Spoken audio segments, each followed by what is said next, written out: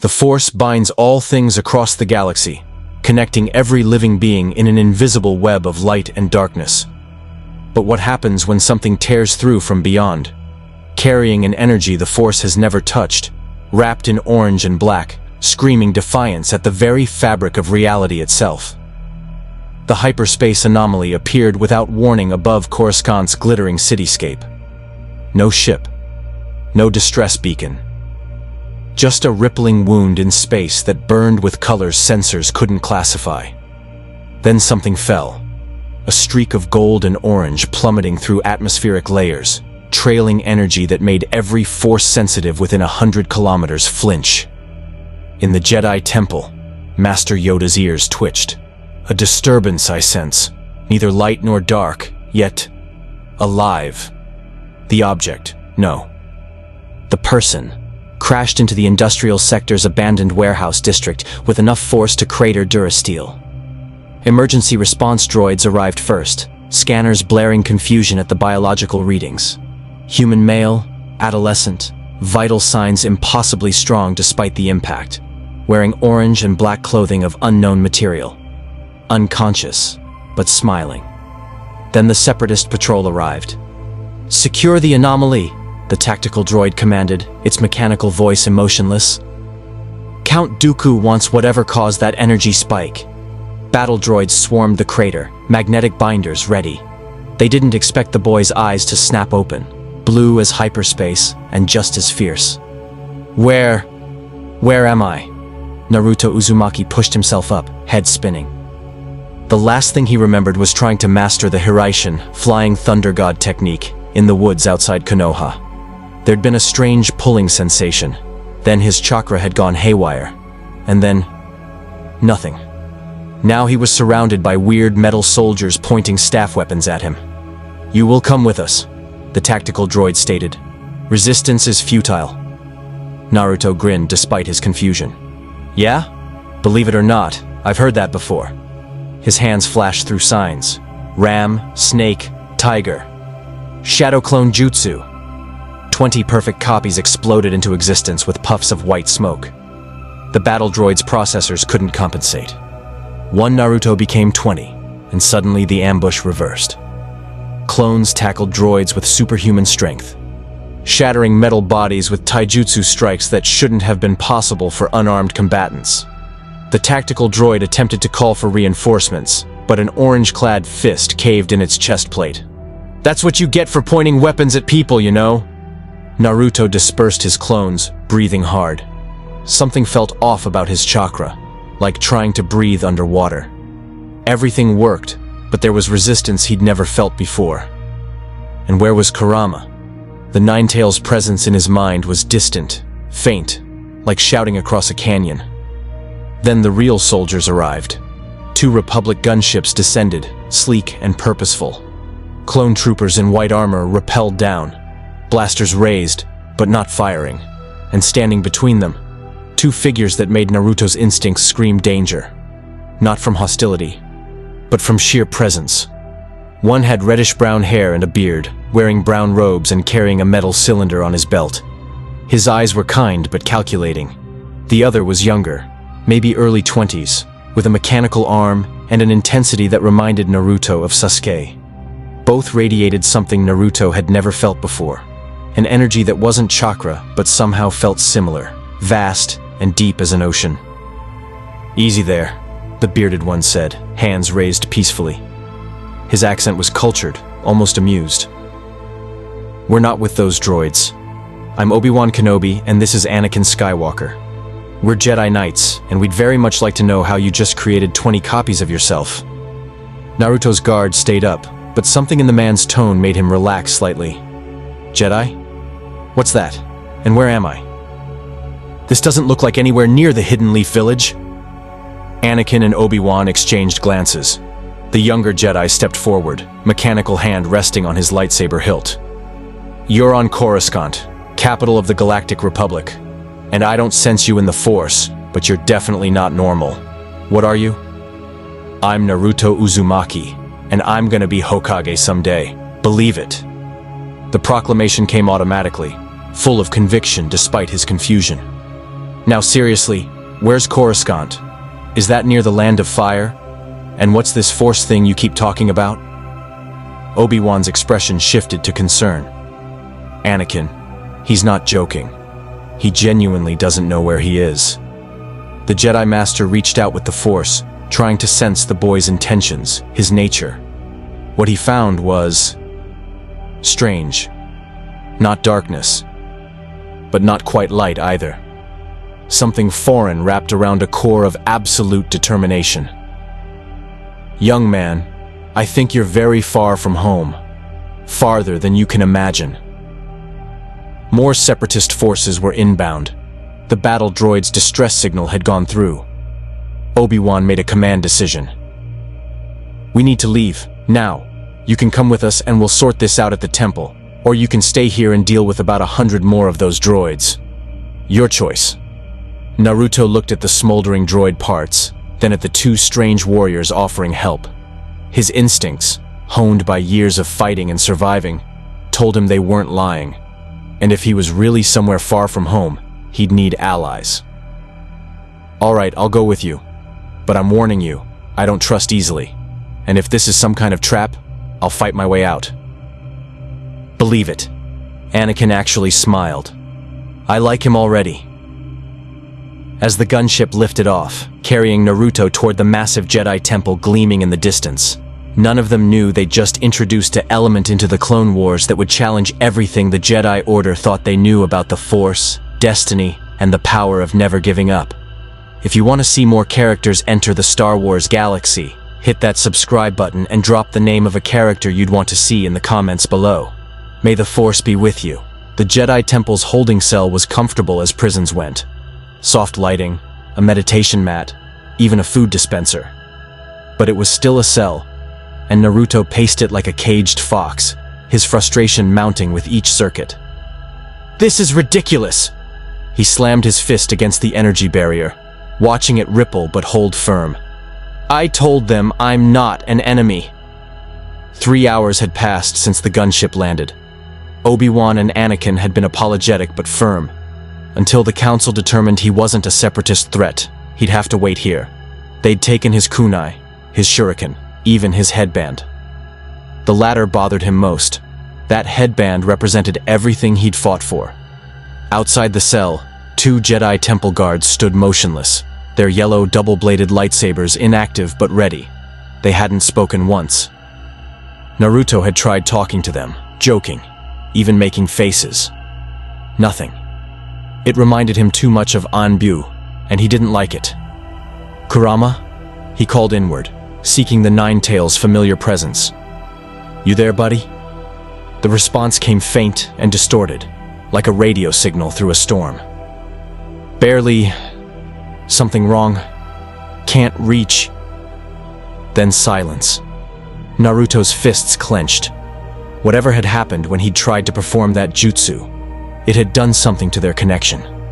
The Nine-Tails wasn't gone. He could still feel the demon fox's chakra deep in his core. But the bond was damaged, stretched thin across whatever impossible distance separated him from his world. The cell door hissed open.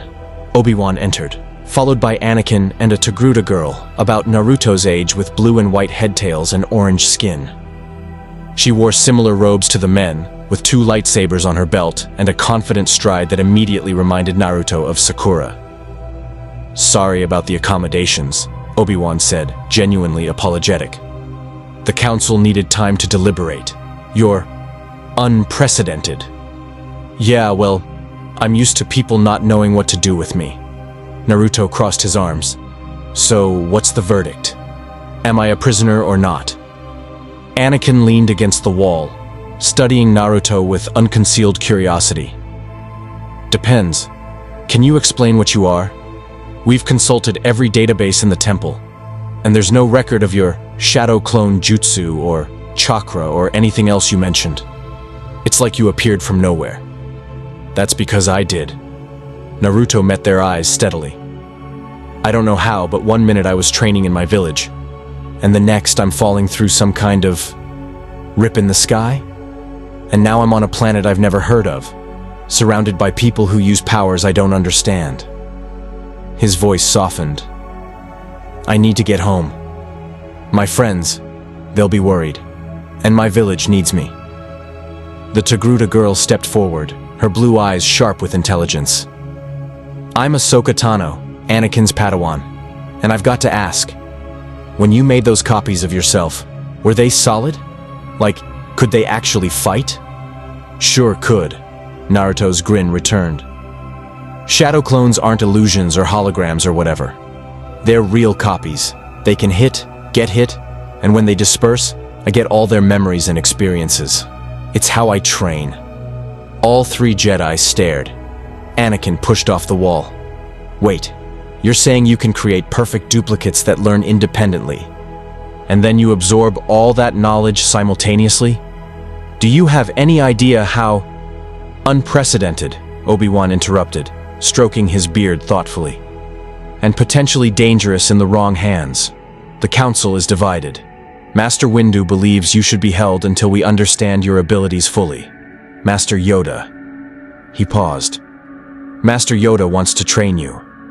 Naruto blinked. Train me? In what? The Force.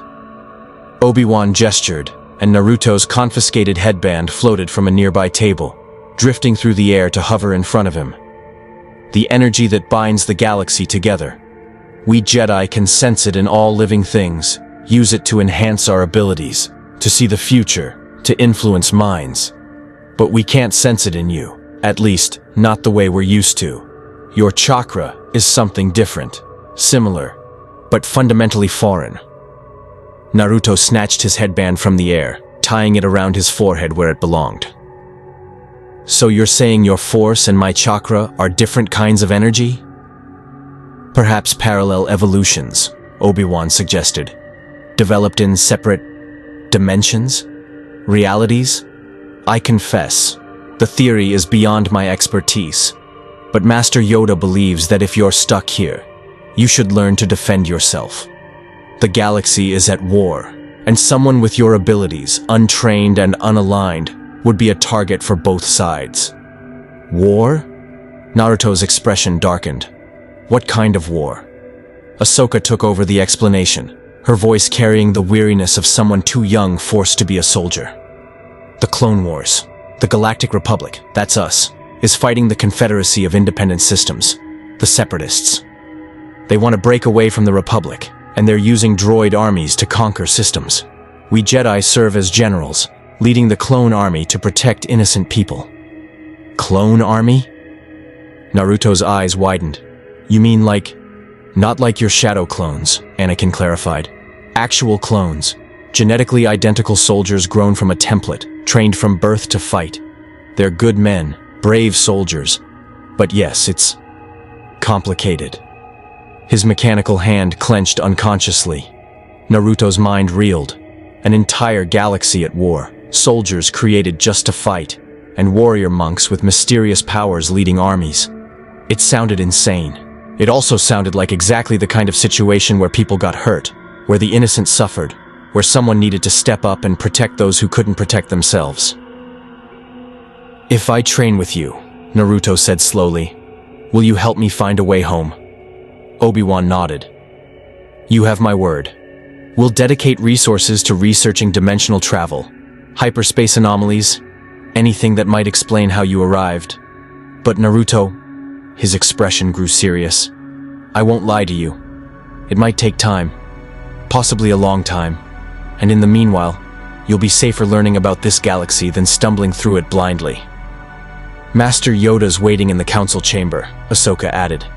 He specifically requested you. And trust me, when Yoda requests something, it's basically an order wrapped in politeness. Naruto looked at each of them in turn. They were strangers, warriors from a world beyond his comprehension. But he recognized something in their eyes. The same determination he saw in Kakashi Sensei's. In Iruka Sensei's. In everyone who'd ever believed in him. They were protectors.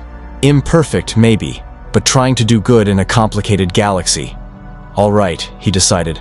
I'll train with this Yoda guy. But I'm not joining your war. I fight to protect people, not to pick sides in politics. And the moment I find a way home, I'm taking it. My dream is to be Hokage, and I can't do that from another dimension." Anakin clapped him on the shoulder, grinning. "Fair enough. Come on, let's see what the little green master makes of you." As they walked through the temple's corridors, gleaming marble and ancient stone blended with technology Naruto couldn't begin to understand, he felt the weight of displacement settle on his shoulders. Somewhere, impossibly far away, Sakura and Kakashi and Tsunade-bachan were probably searching for him. Somehow, he'd find his way back, but until then, he'd do what he always did. Survive, learn, protect those who needed it, and never, ever, give up. The Jedi Council chamber occupied the temple's highest tower, a circular room ringed with chairs where the Order's wisest masters gathered to guide the galaxy through its darkest hours. Naruto had faced the Hokage, fought demons, and stared down death itself. But walking into that room, feeling the weight of dozens of ancient gazes upon him, made his palms sweat. 12 seats, though only 8 were occupied. Naruto recognized Obi-Wan, who took his place among the circle. The others were strangers, except for the small green-skinned being seated directly across from the entrance. Master Yoda looked like something Naruto might have dismissed as a funny creature in his younger, stupider days. Barely 2 feet tall with huge ears and skin the color of forest moss, leaning on a gnarled cane. But his eyes, ancient, penetrating, filled with wisdom that spanned centuries, immediately commanded respect. This was someone who had seen things, done things, understood things that Naruto couldn't fathom. "Approach, young Naruto." Yoda's voice was gravelly but gentle. "Fear us, you need not." Naruto stepped into the center of the circle, turning slowly to meet each gaze. A dark-skinned man with a purple lightsaber radiated stern authority. A beautiful woman with an elaborate headdress watched with serene curiosity. Others ranged from various species, some humanoid, others decidedly not. All of them studied him like he was a puzzle they couldn't solve. "Masters of the Jedi Council," Obi-Wan began formally. "May I present Naruto Uzumaki?"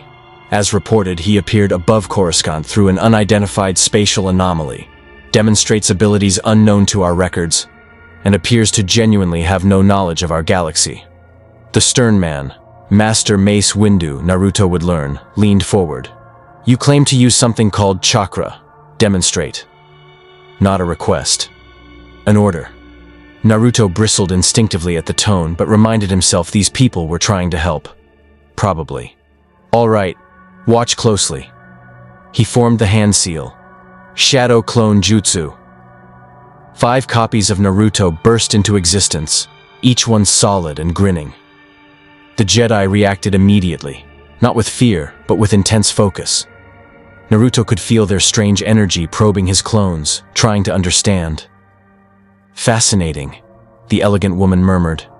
"They register as living beings in the Force, yet they're clearly connected to the original. How is this possible?" "It's an A-rank jutsu from my world," Naruto explained, as his clones waved cheerfully at the council. "I convert my chakra into physical form, creating perfect copies.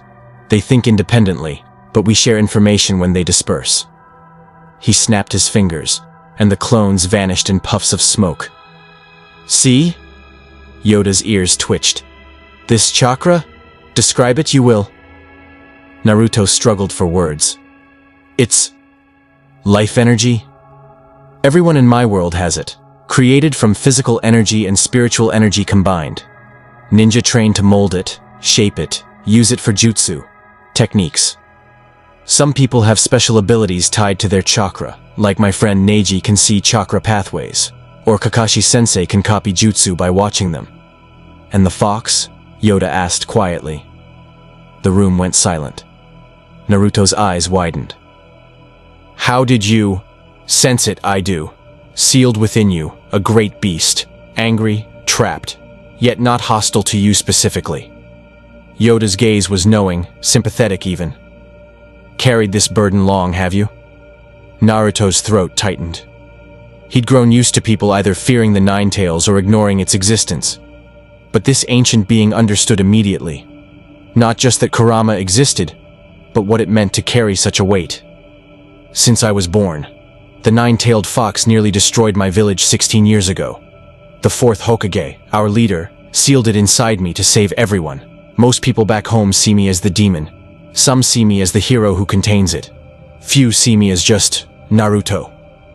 Here, you are only Naruto, Yoda said firmly. Judge you by your actions, we shall, not by what you carry. Mace Windu wasn't so easily moved. This beast represents an enormous potential threat. If it were to break free, it won't. Naruto's voice was steel. Kurama, that's the Nine-Tails name, and I have an understanding. We're partners now. He lends me his chakra when I need it, and I treat him like a person, not a weapon. He met Windu's hard stare. I've fought to control this power my whole life. I'm not about to lose that control now. Your conviction is admirable, Obi-Wan interjected diplomatically. But Master Windu raises a valid concern. You're in an unfamiliar dimension, cut off from your world's energy systems. How can you be certain this seal will hold under such unprecedented circumstances? Because it's held through worse. Naruto lifted his shirt, revealing the spiral seal on his abdomen. Several Jedi leaned forward to examine it, a complex geometric pattern that seemed to shimmer with residual energy. This is the 8-trigram sealing style, designed by the fourth Hokage himself. It's tied to my chakra system, my life force. As long as I'm alive, it holds. And right now, he let his shirt drop. Kurama's actually weaker than usual. Whatever brought me here damaged our connection. I can barely hear him. Dangerous, that could be, Yoda mused. Or opportunity. To rebuild bond with understanding, rather than fear. The female master spoke again. I am Master Shakti. Tell me, Naruto, in your world, are you considered a warrior? A soldier? I'm a ninja of the Hidden Leaf Village, genin rank, though I've done missions way above that level. Pride crept into his voice. I've fought missing nin, helped save my village multiple times, and protected my friends against enemies most people couldn't imagine. I'm not the strongest yet, but I will be. That's my ninja way. Yet you hesitate to join our war, Mace Windu observed. Why? Naruto chose his words carefully. Because I don't understand it yet. In my world, villages fight for territory, for resources, for old grudges. But we also talk, negotiate, form alliances. War is usually the last resort, after diplomacy fails. He looked around the circle. You said this is the Clone Wars, Republic versus Separatists. But what's it actually about? Why are they fighting? And more importantly, are you sure you're the good guys? The question hung in the air like a detonated explosive. Several masters shifted uncomfortably. Obi-Wan actually smiled slightly. A fair question, Shakti acknowledged. And one that deserves a thorough answer. The short version. The Separatists believe the Republic has become too corrupt, too bureaucratic to serve its people effectively. Their leader, Count Dooku, is a former Jedi who left the Order. He's allied with corporate interests, the Trade Federation, banking clan, others, who profit from war. The Republic fights to preserve democracy and protect systems that wish to remain under its governance. But it's not that simple, Anakin added from his seat. The Republic is corrupt. The Senate argues while people die. And the Separatists aren't all evil. Some genuinely want independence. But Dooku's methods are brutal. Droid armies slaughter civilians, entire populations enslaved. So both sides think they're right, Naruto said slowly. And people in the middle just get crushed between you. Succinctly put, Mace Windu admitted grudgingly. Which is why the Jedi serve as peacekeepers, not conquerors. We fight to protect the innocent, to minimize casualties, to seek diplomatic solutions wherever possible. Do you? The challenge in Naruto's voice was unmistakable. Or do you fight because your Republic tells you to? Because it seems like if you were really peacekeepers, you'd be working to end the war, not win it. The temperature in the room dropped several degrees. Yoda's ears lifted slightly, not in anger, but interest. You dare question the Jedi Council? Windu's hand twitched toward his lightsaber. I dare question anyone who asks me to fight in their war. Naruto didn't back down an inch. In my world, I've seen what happens when good people follow orders without questioning them. I've seen what happens when powerful warriors forget they're supposed to protect the weak, not dominate them. His eyes found Yoda's. I'll train with you. I'll learn about the Force, about this galaxy. But I'll choose my own path. That's what it means to be Hokage. To protect everyone, even if it means standing alone. The silence stretched. Then, incredibly, Yoda began to laugh. A dry, wheezing sound that built into genuine mirth. Oh, like him, I do. The ancient master struck his cane against the floor. Centuries since last someone challenged the council so directly. Refreshing it is. Reminded of another young man, I am. One who also questioned, who also chose his own path. His gaze flickered to Obi-Wan, heavy with meaning.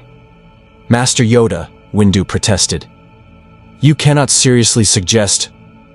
Train him, I will, Yoda declared. Personally. Teach him of the Force, show him the Jedi way. But force him to follow? No. His path, he must choose. And perhaps... The ancient eyes gleamed with something almost mischievous. Perhaps teach us something he will. Question ourselves we should more often. The training room was vast, its polished floors gleaming under simulated daylight filtering through transper steel ceilings. Ahsoka Tano stretched in the center, her lightsabers humming with lethal energy as she moved through combat forms with practiced grace. She didn't look up when Naruto entered, but her montrals, the headtails that gave Togruta their distinctive appearance, twitched slightly, acknowledging his presence. You're late, she said, spinning to deflect an imaginary blaster bolt. Master Yoda said you'd be here an hour ago. Yeah, well, your temple is huge and all the corridors look the same. Naruto dropped his pack. They'd returned his gear after the council meeting, and surveyed the room. What's this about? I thought Yoda was training me. He is, through me. Ahsoka finally faced him, deactivating her lightsabers. Master Yoda trains by teaching teachers. I'm supposed to assess your combat skills, then he'll work with you on Force sensitivity, if you have any. If? Naruto bristled. I've got plenty of... chakra. Yeah, I know. Ahsoka's tone wasn't dismissive, just matter of fact. But that's not the Force. They might be similar, but until we know if you can actually use the Force, we're basically starting from scratch. She studied him critically. How old are you? 16. You? 14. At his surprised look, she smirked. Yeah, I know. I've been fighting in this war since I was 13. You get used to it. That's messed up. Naruto's expression darkened. Kids shouldn't have to fight in wars. Says the 16-year-old ninja who's been in combat since when? 12?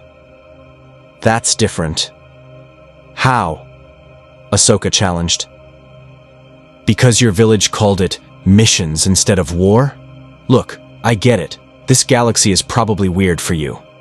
But don't act like you're so different from us. We're both child soldiers who got good at fighting because we had to. The blunt assessment stung because it was true. Naruto had been thrown into life-or-death situations since his first mission to Wave Country. He'd killed, bled, watched friends nearly die. The main difference was that in the elemental nations, that was expected. Here, surrounded by these warrior monks who talked about peace while leading clone armies, the contradiction was laid bare. You're right, he admitted. Sorry, I don't like seeing kids used as weapons. Neither do I. Ahsoka's voice softened. But we are weapons. Jedi are trained from childhood to fight, to serve, to put the Order and the Republic above ourselves. Personal attachments are forbidden because they lead to the dark side. Emotions cloud judgment. We're supposed to be serene, detached, perfect peacekeepers.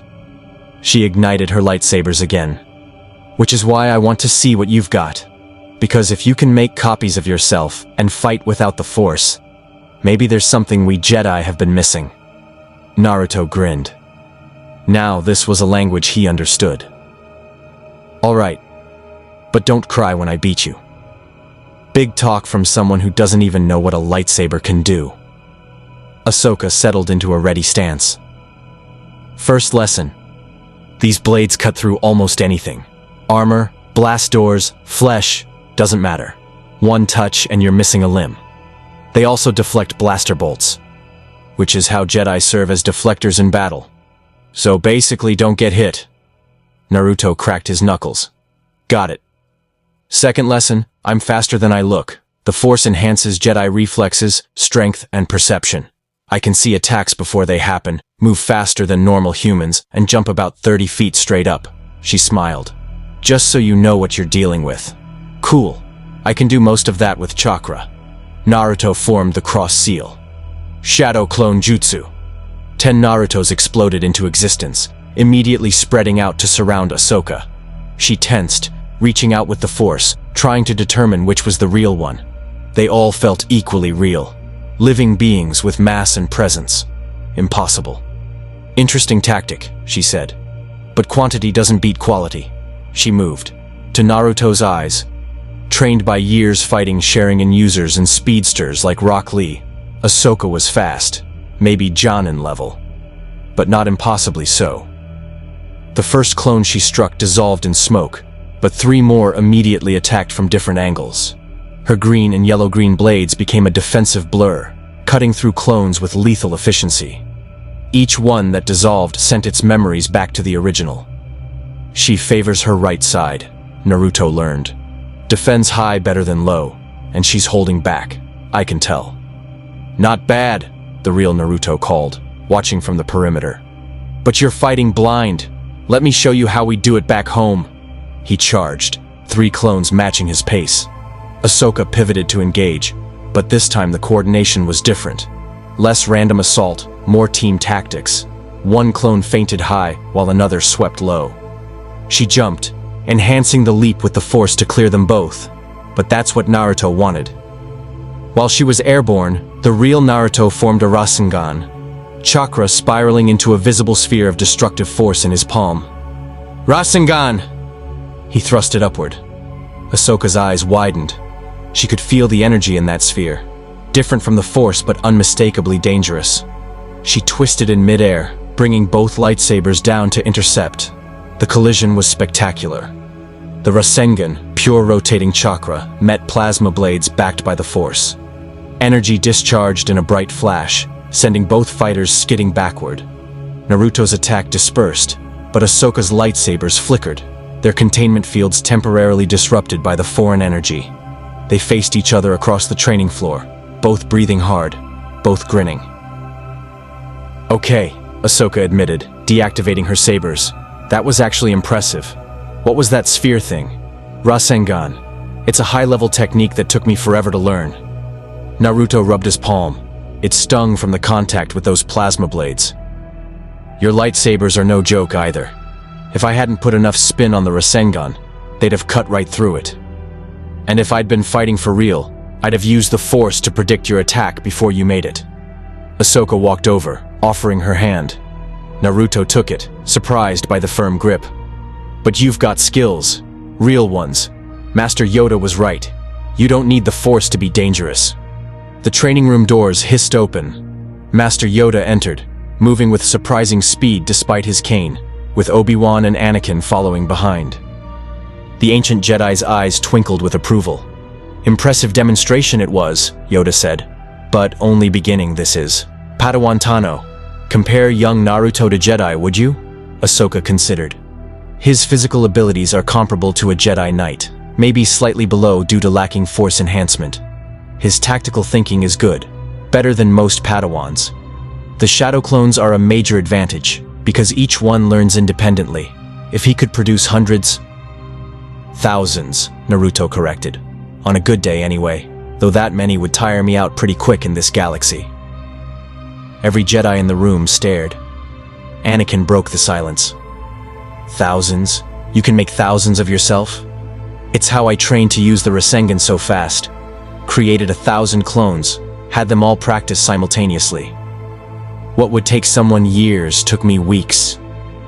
Naruto shrugged like it was no big deal. Of course, the feedback when they all disperse at once can be rough. Gave myself some nasty headaches learning that trick.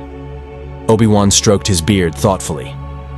The tactical applications are Staggering. A single operative who could become an army, gathering intelligence from multiple sources, training at accelerated rates. He looked at Yoda. Master, if Naruto could be taught force sensitivity while retaining his chakra abilities. Getting ahead of ourselves, we are. Yoda interrupted gently. First, determine if touch the force. Naruto can. Come. He beckoned with one gnarled finger. Sit before me. Naruto settled cross-legged on the training floor, facing the ancient master. Yoda sat as well, their knees almost touching despite the height difference. The other Jedi formed a loose circle around them, observing. Close your eyes, Yoda instructed. Breathe. Reach inward, not to your chakra, but beyond it. Sense the life around you, in Padawan Tano, in these Jedi, in the very walls of this temple. Feel the connections, the web that binds all living things. Naruto tried. He'd done meditation exercises before. They were part of ninja training, essential for chakra control. But this was different. Yoda was asking him to sense something external, something that flowed between people rather than within them. Minutes passed. Sweat beaded on Naruto's forehead. He could feel his own chakra, could sense Kurama's distant presence deep in his subconscious. But this force thing, it was like trying to grab smoke. Every time he thought he felt something, it slipped away. Frustrated you are, Yoda observed. Trying too hard. The force is not seized, Naruto. Accepted it must be. Let it flow through you, not force it to obey. That's the opposite of how chakra works, Naruto muttered, eyes still closed. Chakra you have to control, mold, dominate. Otherwise it just sits there. And therein lies the difference. Yoda's voice was patient, ancient. Chakra is internal power, yours to command. The force is external, greater than any individual. Serve it, we do, not command it. Naruto took a deeper breath, trying to release his need for control. It went against every instinct, every lesson beaten into him through years of training. Ninja controlled their power. Ninja dominated their energy. Ninja who lost control lost everything. He'd seen what happened when Jinchuriki let their tailed beasts run wild. But maybe that was the problem. Maybe he needed to stop thinking like a ninja for just a moment. He exhaled slowly, letting his awareness drift outward, past his skin, past his chakra network, into the space between himself and Yoda. And there, faint, barely perceptible, he felt something. Not chakra, but similar. A current, a presence, connecting him to the ancient master, to Ahsoka, to Anakin, and Obi-Wan. Fragile as spiderweb, vast as an ocean.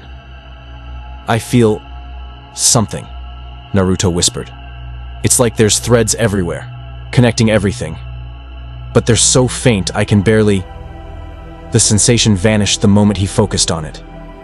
Naruto's eyes snapped open, frustrated. Damn it, I had it. But Yoda was nodding, satisfaction clear on his wrinkled face. Good, very good. Sense the force, you can. Weakly, yes, but present the ability is.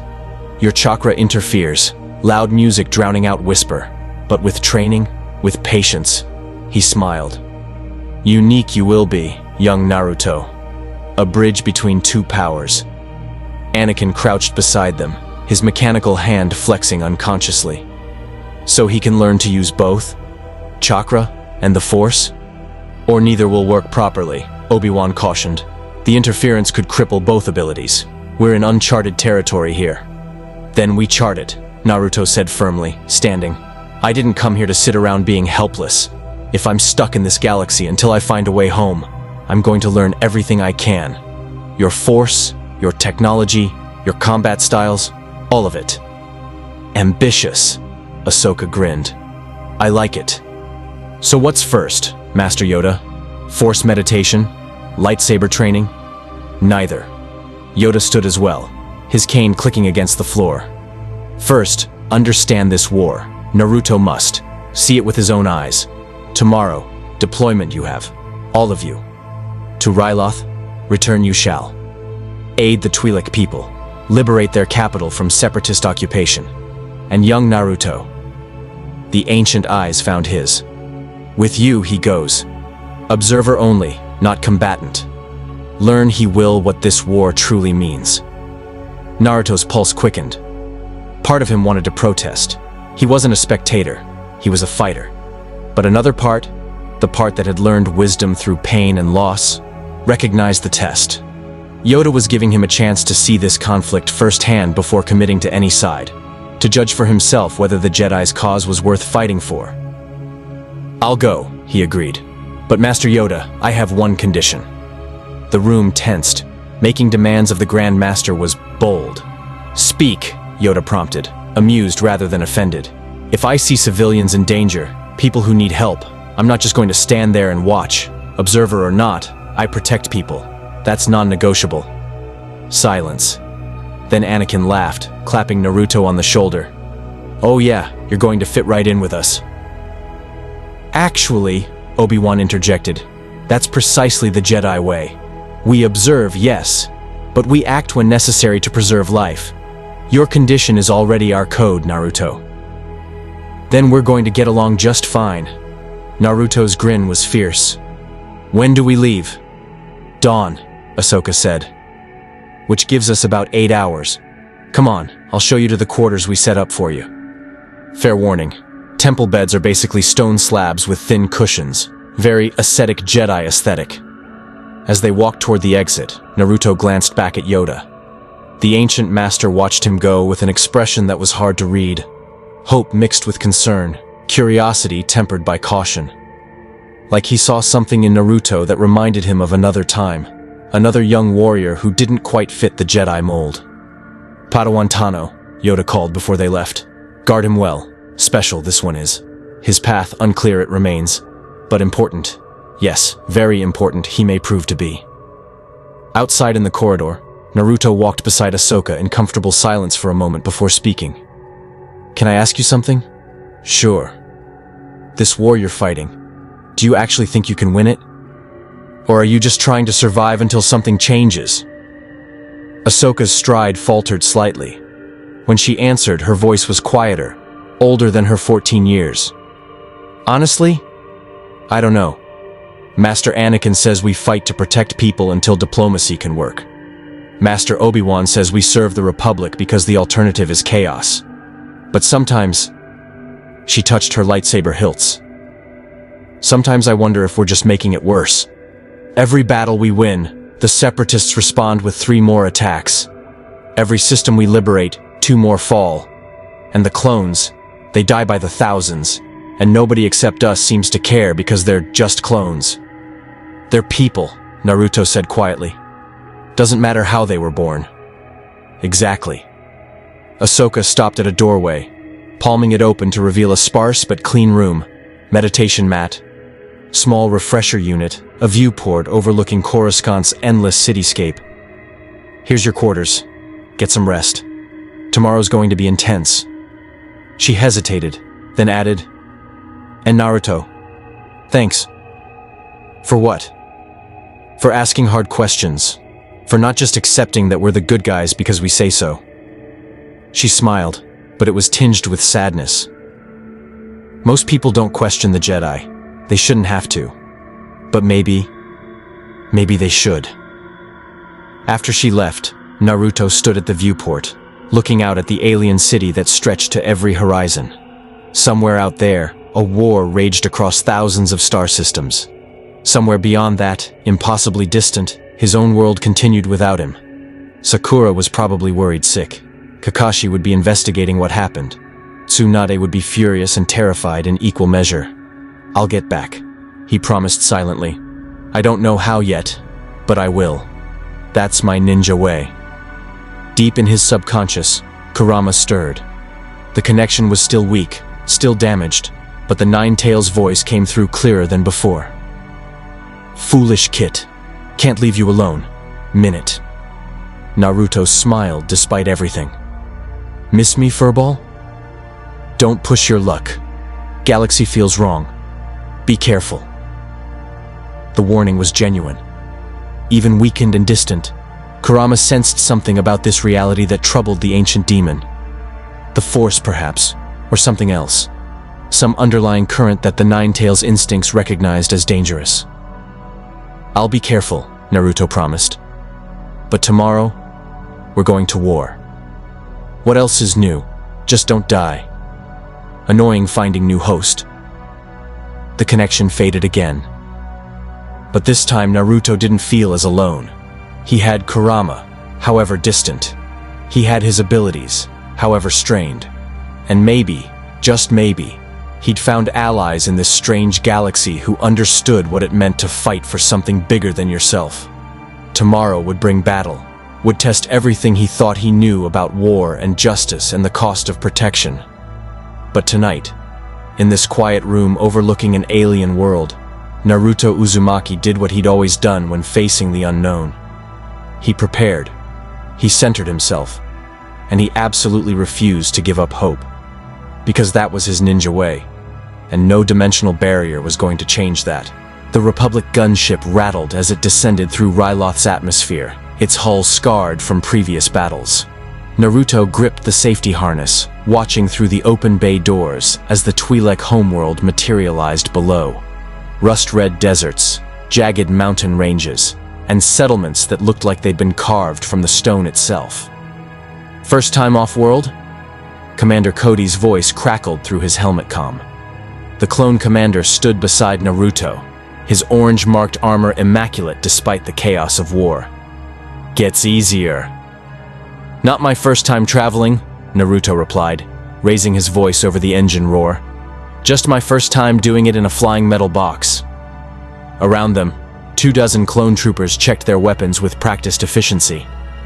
Naruto had spent the journey learning their names, Boyle, Waxer, Wooly, Chris, and had been startled to realize they were individuals despite identical faces. Different personalities, different quirks, different dreams.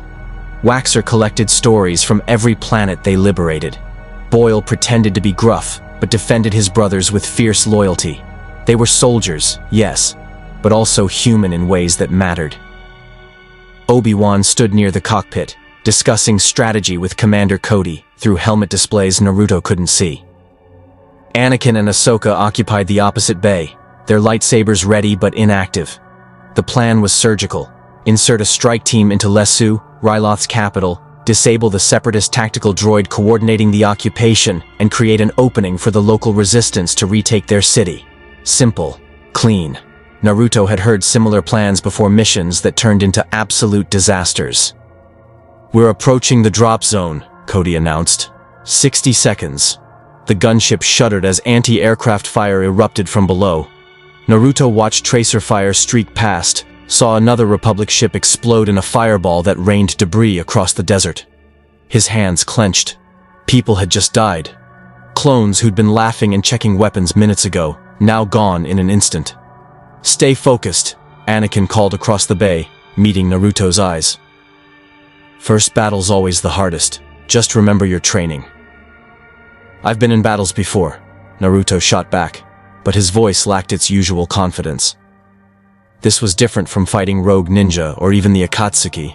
This was industrial warfare, ships and explosions and people dying by the dozens in seconds. The gunship doors locked open. Wind screamed through the bay as they descended toward a bombed-out plaza on Lesu's outskirts. Naruto saw the city clearly now.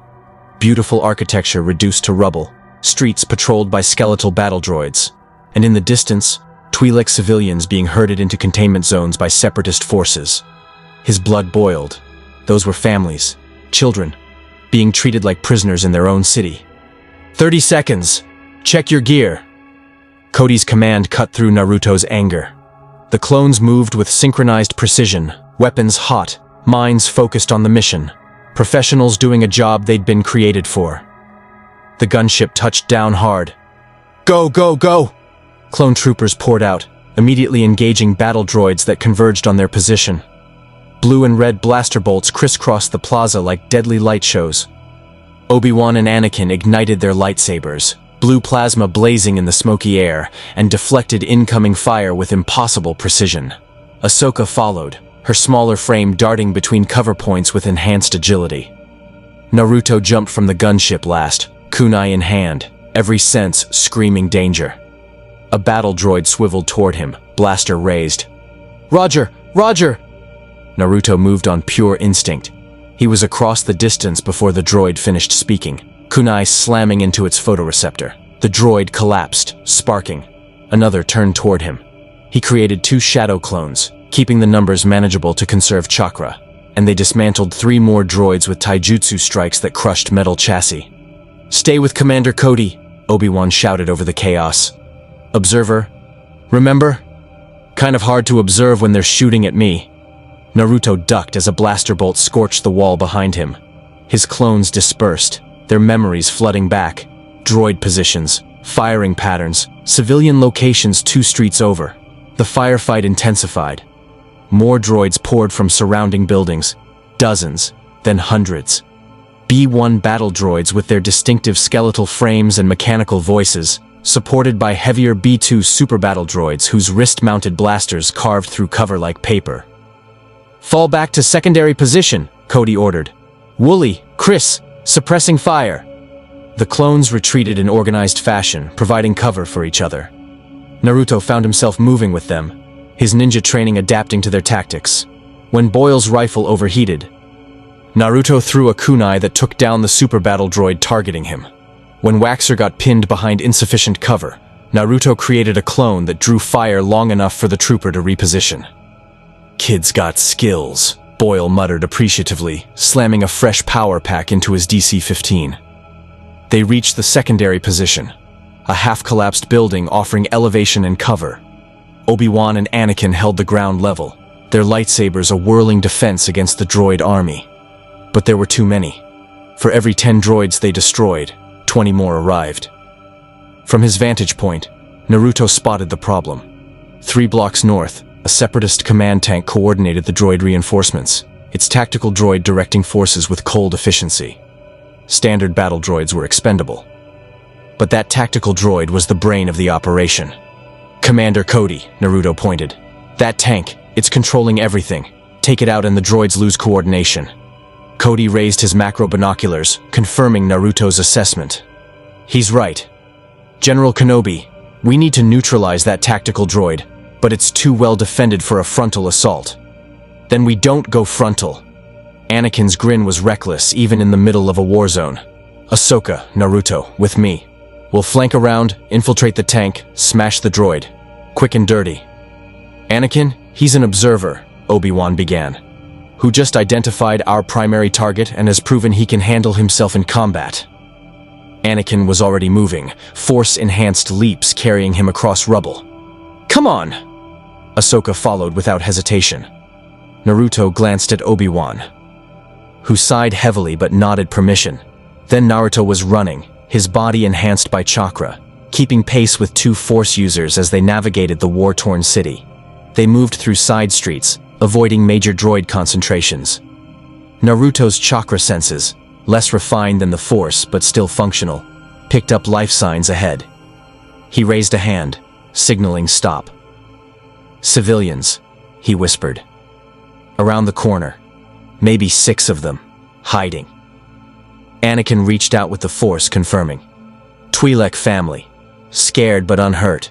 We don't have time for a rescue." "Then make time." Naruto was already moving. He rounded the corner into a narrow alley, where a Twi'lek mother clutched 3 children, while an elderly male and teenage girl pressed themselves against the wall. Their skin was pale green and blue, their head tails, Leku. Naruto had learned, trembling with fear. "It's okay," Naruto said softly, hands raised, non-threateningly. "We're here to help." The mother's eyes widened, her accented basic barely understandable. "Jedi? You came?" "Not exactly Jedi," Ahsoka corrected, entering behind Naruto. "But yes, we're here. Is there somewhere safe you can go?" The elderly Twi'lek spoke rapidly in his native tongue. The teenage girl translated. "He says the Resistance has safe houses in the lower caverns, but the droids patrol the routes. We've been trapped here for 2 days." Anakin checked his chrono, visibly frustrated by the delay. But when he saw Naruto's expression, absolute refusal to leave these people, his frustration shifted to something else. Resignation, perhaps, or recognition. Fine. Shadow clone them and escort to the caverns. But you're coming with us. Deal. Naruto formed the seal. Shadow clone jutsu. 5 copies appeared. He addressed them directly. Get these people to safety. Don't engage droids unless necessary. Disperse when they're secure. The clones nodded, immediately organizing the Twi'lek family. The mother grabbed Naruto's hand, pressing it to her forehead. Some kind of blessing or thanks. Then they were gone, hurrying down the alley with their orange-clad protectors. That was tactically unsound, Anakin said, as they resumed their approach to the command tank. That was the right thing to do, Naruto countered. Sometimes those aren't the same thing in war. But Anakin's mechanical hand clenched, and Naruto realized the Jedi Knight was bothered by the truth of his own words. Come on. Tank's just ahead. They emerged onto a main thoroughfare where the Separatist command vehicle sat like a mechanical predator. 6 legs, heavy armor, bristling with weapons. Battle droids formed a perimeter while the tactical droid's elongated head protruded from the command cupola, processing battlefield data. Aggressive solution or stealth approach? Ahsoka asked. Anakin's lightsaber ignited. When have you known me to do stealth? He charged. Ahsoka groaned, but followed, her own blades blazing. Naruto created a dozen shadow clones and attacked from multiple angles, overwhelming the battle droids through sheer numbers. Lightsabers carved through metal while chakra-enhanced strikes crushed droid chassis. The tactical droid swiveled its head toward the threat, calculating responses. Intruders detected. Probability of... Naruto's Rasengan slammed into the tank's leg joint, chakra disrupting the mechanical systems. The leg buckled. Anakin used the force to rip open the command cupola, exposing the tactical droid's core. Ahsoka leaped, her lightsaber's green blade piercing the droid's central processor. The tactical droid's yellow eyes flickered. Error. System fail. It collapsed. Throughout Lesu, battle droids froze mid-action, their coordination severed. Clone troopers and Twi'lek resistance fighters seized the advantage, pushing forward against suddenly disorganized opposition. Command tank neutralized, Anakin reported into his comm. Obi-Wan, you should have clear... Naruto, get down.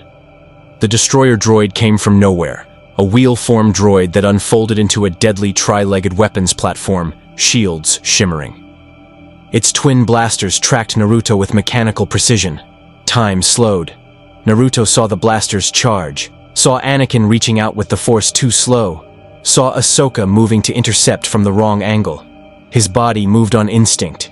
He couldn't dodge. The droid's firing solution was perfect. He couldn't block. He had no lightsaber. So he did what he always did when outmatched. He created an opening. Shadow clone jutsu! 50 Narutos burst into existence. The destroyer droid's targeting computer short-circuited, trying to acquire all the signatures simultaneously.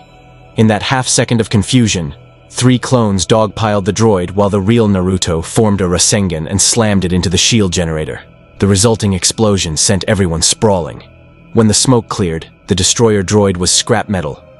Naruto's clones had dispersed, and the real one was lying on his back, grinning despite singed clothing and ringing ears. Okay, he coughed. That was closer than I like. Anakin pulled him up, and for just a moment, Naruto saw genuine respect in the Jedi Knight's eyes. Not bad for an observer. The battle for Lesu ended as the sun set, painting Ryloth's sky in shades of crimson and gold. Naruto sat on a broken wall, watching clone troopers secure the perimeter, while Twi'lek civilians emerged from hiding, their expressions mixing relief with the haunted look of people who'd endured too much. Medics, both Republic and local, tended to the wounded. The air smelled of smoke, scorched metal, and something else Naruto was learning to recognize: the aftermath of war. Commander Cody approached, his helmet under one arm, revealing a face identical to millions of others, yet somehow uniquely his through sheer force of personality. You did good work today, kid. That tactical droid identification saved lives. How many did we lose? Naruto asked quietly. Cody's expression hardened. 17 troopers, 3 gunships, 1 Twi'lek resistance fighter. He recited the numbers with military precision. but Naruto heard the weight beneath them. Could have been worse. That's what we tell ourselves. Always could have been worse. But it could have been better. Naruto watched a clone medic, Kix, he thought, frantically working on a wounded brother whose armor was charred black from a plasma blast. If we'd been faster, smarter, that way lies madness. Cody sat beside him, the veteran soldier and the teenage ninja sharing a moment of exhausted reflection. You can't save everyone. Trust me, I've tried. Best you can do is save who you can and honor the ones you couldn't. A Twi'lek woman approached, the same mother Naruto had saved in the alley. She carried a small bundle wrapped in cloth. Through a translator device, her words came clear. For the orange warrior who protected my children. She pressed the bundle into Naruto's hands. It's not much, just bread we'd been saving. But, thank you. The Jedi fight for the Republic. You fought for us. She left before Naruto could respond. He unwrapped the cloth, simple flatbread, probably representing a significant portion of her family's rations. The gesture hit harder than any jutsu. That's why we fight, Cody said softly. Moments like that. Is it enough? Naruto's voice was barely audible. One family saved while thousands suffer across the galaxy? While your brothers die by the dozens? Some days I don't know. The admission was startling, coming from a clone commander. But it's what we've got. We were created for this. To be soldiers, to fight the Republic's wars, to die if necessary. At least here. Serving with the Jedi, I know we're trying to do right. Before Naruto could respond, shouts erupted from the medical station. Kix was yelling for help, his hands pressed against a clone trooper's chest. Naruto recognized him. Wooly, who'd provided covering fire during their retreat. The trooper's breathing was labored, his armor cracked where a super battle droid's blast had found a gap. Naruto ran. He pushed through the gathering crowd of concerned brothers, his mind racing. Medics were injecting Bacta, sealing wounds, but the damage was internal. Naruto could see it with chakra senses he was only beginning to map to this galaxy's biology. Wooly's organs were failing, bleeding internally. Move! Naruto's voice carried command authority that surprised him. Kix looked up, ready to protest, but something in Naruto's eyes stopped him. I can help. Maybe. I need you to trust me. Kid, if you've got something... Naruto placed his hands on Wooly's chest, focusing. Medical ninjutsu wasn't his specialty. That was Sakura's domain. But he'd learned basics from Tsunade. More importantly, he had something these medics didn't. Kurama's healing factor encoded in his chakra system. He pushed chakra into Wooly's body, carefully, gently. The clone's biology was similar enough to human that the life energy responded, accelerating cellular regeneration. Naruto felt the internal bleeding slow, felt damaged tissue begin knitting itself together. Sweat poured down his face. This was draining in ways regular jutsu wasn't, his chakra fighting against the unfamiliar biology and the force's omnipresent interference. He's stabilizing, Kix breathed, his scanner showing improving vital signs. How are you? Naruto's vision blurred. He'd pushed too hard, given too much. He felt himself falling, felt hands catching him. Ahsoka's, he thought, or maybe Anakin's. Voices called his name, but they sounded distant, muffled by exhaustion. When he woke, night had fallen completely. He was in a medical tent, the glow of portable lamps casting soft illumination. Obi-Wan sat beside him, reading something on a datapad, his expression contemplative. Welcome back, the Jedi Master said without looking up. You've been unconscious for 3 hours. The medics say you suffered severe chakra depletion, though they have no framework to understand what that means. Wooly? Naruto's throat was dry. Stable, recovering. He'll rejoin his unit within a week thanks to your intervention combined with Bacta treatment.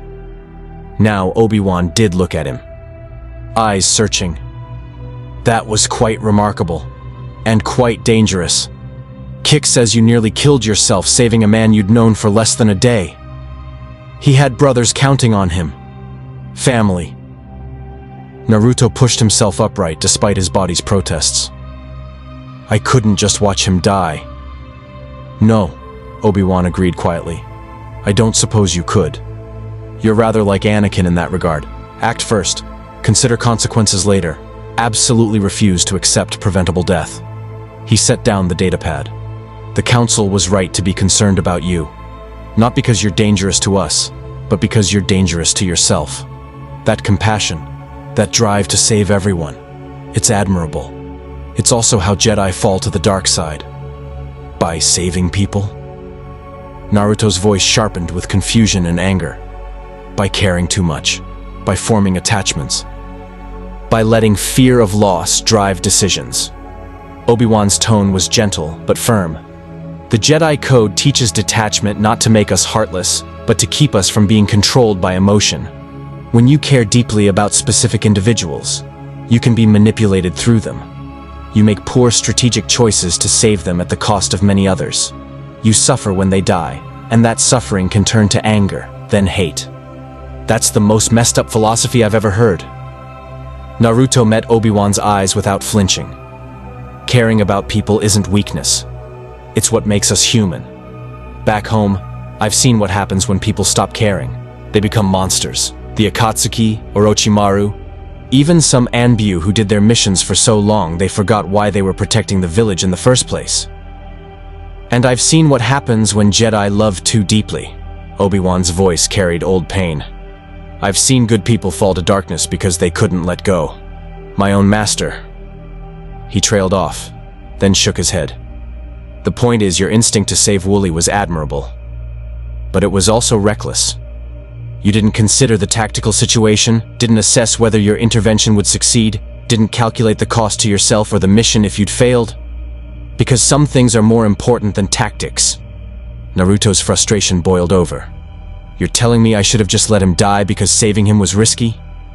That's not the Jedi way. That's just being a coward with philosophy to hide behind. The tent went silent. Naruto realized he'd just called a Jedi Master a coward. Obi-Wan's expression was unreadable. Then the Jedi smiled, not mocking, but genuinely amused. You really don't have a filter, do you? Most Padawans would be terrified to speak to a master that way.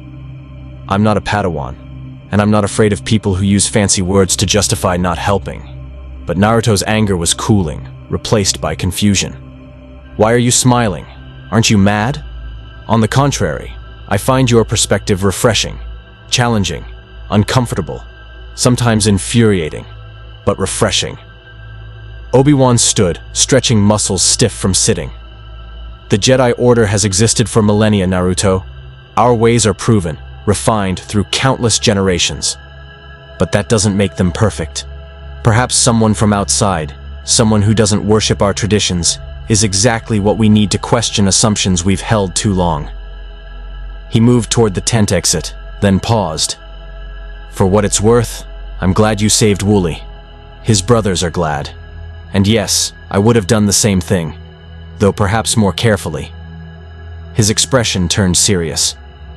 But be warned, the ability to heal, to save life directly with your power, the Separatists will want you when they learn of it.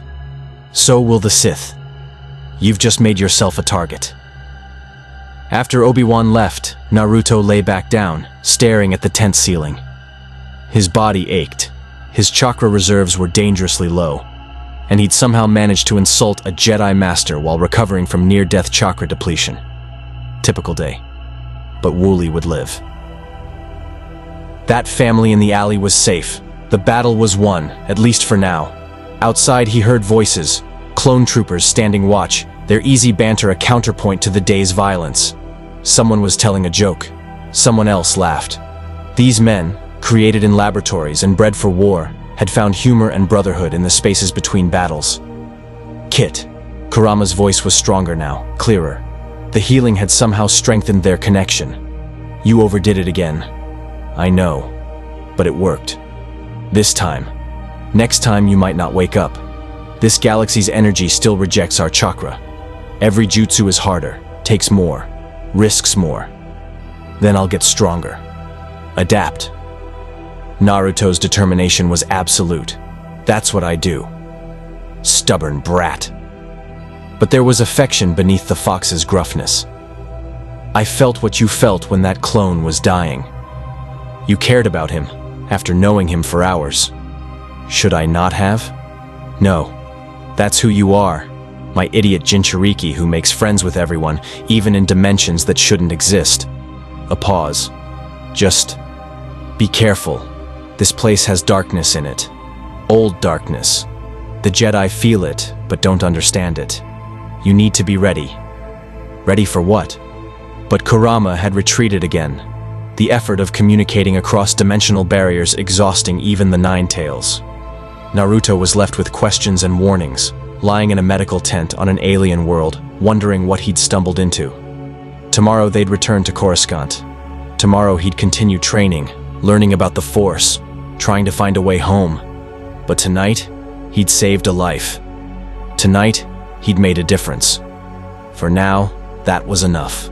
The Separatist flagship Invisible Hand hung in the void between star systems, its dagger-shaped hull concealed from Republic sensors by advanced stealth technology. In its war room, Count Dooku stood before a holographic display, his elegant robes and aristocratic bearing at odds with the military efficiency surrounding him. "Most interesting," he murmured, studying recorded footage from the Battle of Lesu. The hologram showed a figure in orange and black, creating multiple copies of himself, generating a spiraling energy sphere that disrupted machinery, healing a wounded clone through direct contact. This boy appears from nowhere, uses techniques unknown to the Jedi, and demonstrates abilities that defy conventional understanding of the Force. Perhaps he is a new Jedi weapon, the tactical droid suggested. Its mechanical voice flat and emotionless. Genetic experiment or cybernetic enhancement? No. Dooku's voice was certain. I know the Jedi's methods. They do not create. They recruit, they train, they mold. This boy is something else entirely. He manipulated the hologram, zooming in on Naruto's face during the destroyer droid encounter. The expression was one of fierce determination mixed with genuine fear. Not the serene detachment of a Jedi, but raw, honest emotion. The hologram shifted to show another figure, Darth Sidious, shrouded in darkness, his face hidden beneath his cowl. Lord Tyrannus, the Sith Lord's distorted voice echoed. You called regarding an anomaly. Yes, my master. Dooku bowed respectfully. A boy appeared on Coruscant approximately 1 week ago through unidentified spatial phenomenon. He now trains with the Jedi, yet he is not Force-sensitive in the traditional sense. His abilities stem from something he calls chakra, an energy system parallel to the Force but fundamentally different. Interesting. Sidious's presence radiated dark curiosity. You believe he could be useful? I believe he could be turned. The Jedi will constrain him with their codes and restrictions. Already he chafes against their philosophy. My agents report he questioned the Council directly, challenged their role in the war, refused to accept Jedi detachment. Dooku's smile was thin. He is powerful, Master. Imagine such abilities directed toward our purposes. Or imagine such abilities interfering with our plans. Sidious's tone carried warning. This boy is an unknown variable in a carefully orchestrated design. The Jedi must fall, Skywalker must turn, and the Republic must transform into Empire. An outside element could disrupt everything. Then let me test him. Dooku's mechanical hand clenched. Allow me to meet this Naruto Uzumaki personally. I will assess his potential, probe his convictions, determine if he can be swayed or if he must be eliminated. A pause. Then, very well. But carefully, my apprentice. The Jedi must not suspect our interest. And if you determine he is a threat, the hologram flickered with malevolent energy. Remove him before he becomes problematic. The transmission ended. Dooku stood alone in the war room, his mind already crafting scenarios. The boy was interesting. More than that, he was potentially revolutionary.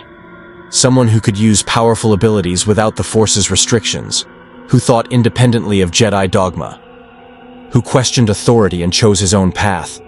Such a person could be a valuable ally, or a dangerous enemy.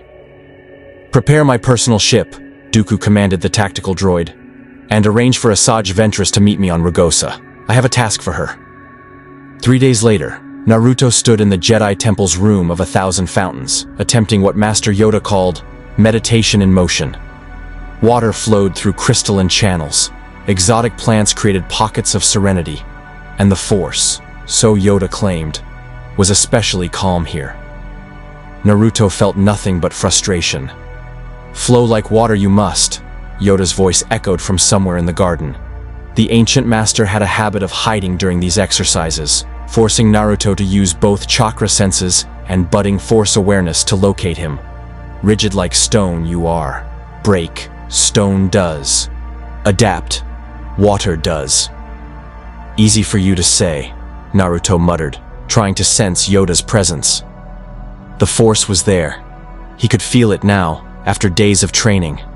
But it was like trying to hear a whisper in a windstorm. His own chakra was too loud, too dominant. "My chakra doesn't do subtle." "Then teach it." Yoda appeared from behind a flowering shrub, his gimmer stick tapping the stone path. "Control you have learned. Refinement you must now master. Like Rasengan, powerful, yes, but control determines if it heals or harms." That got Naruto's attention. "The Rasengan? What do you know about?" "Observed I have. Spiral energy, focused rotation, chakra compression. Similar to force techniques, yet different. Your fourth Hokage created this, yes? From studying another's technique?" "The second Hokage's flying thunder god inspired it," Naruto confirmed, surprised Yoda had researched his world's techniques. "The fourth perfected it, then passed it to Kakashi-sensei, who passed it to me." "But what's your point?" "Point is, adaptation. Your fourth Hokage saw technique, understood principle, created new application, not copy. Evolution." Yoda's ears twitched with emphasis. "Same must you do with force. Not replace chakra, not abandon your way. Blend, evolve, become something neither Jedi nor shinobi, but both." It made sense in the frustrating way Yoda's lessons often did. Profound but maddeningly vague. Naruto sat cross-legged on the path, closing his eyes, reaching inward. His chakra blazed like a bonfire, warm and familiar. The force whispered around it like wind through flames. Separate, distinct, but both responding to his will, his intent. What if he stopped trying to control them separately? What if instead? Good. Beginning to understand you are. Yoda's approval was palpable. "Now, visitor approaches. Feel them?" Naruto extended his awareness. Through the fountain's ambient noise, past the plant's gentle vitality, he sensed darkness. Not evil exactly, but anger, pain wrapped in fierce determination. Someone approaching the garden with purpose. A figure emerged from the eastern entrance. Female. Pale skin contrasting with dark clothing, and twin curved lightsabers at her hips. Her head was shaved bald, facial features sharp and elegant despite obvious hardships. But it was her eyes that caught Naruto, yellow with dark veins, carrying the kind of pain Naruto recognized from seeing it in his own mirror during dark times. Asajj Ventress, Yoda identified quietly. Sith assassin, former Jedi, servant of Count Dooku. Dangerous she is. Very dangerous. Ventress stopped at the garden's center, her gaze finding Naruto with unsettling intensity. "So this is the anomaly everyone whispers about. The boy from nowhere who creates armies of himself." Her voice was accented, carrying bitterness like poison. "I expected someone more impressive." Naruto stood, hand instinctively moving toward his kunai pouch. "Who are you? And how did you get into the temple?" "I have my ways."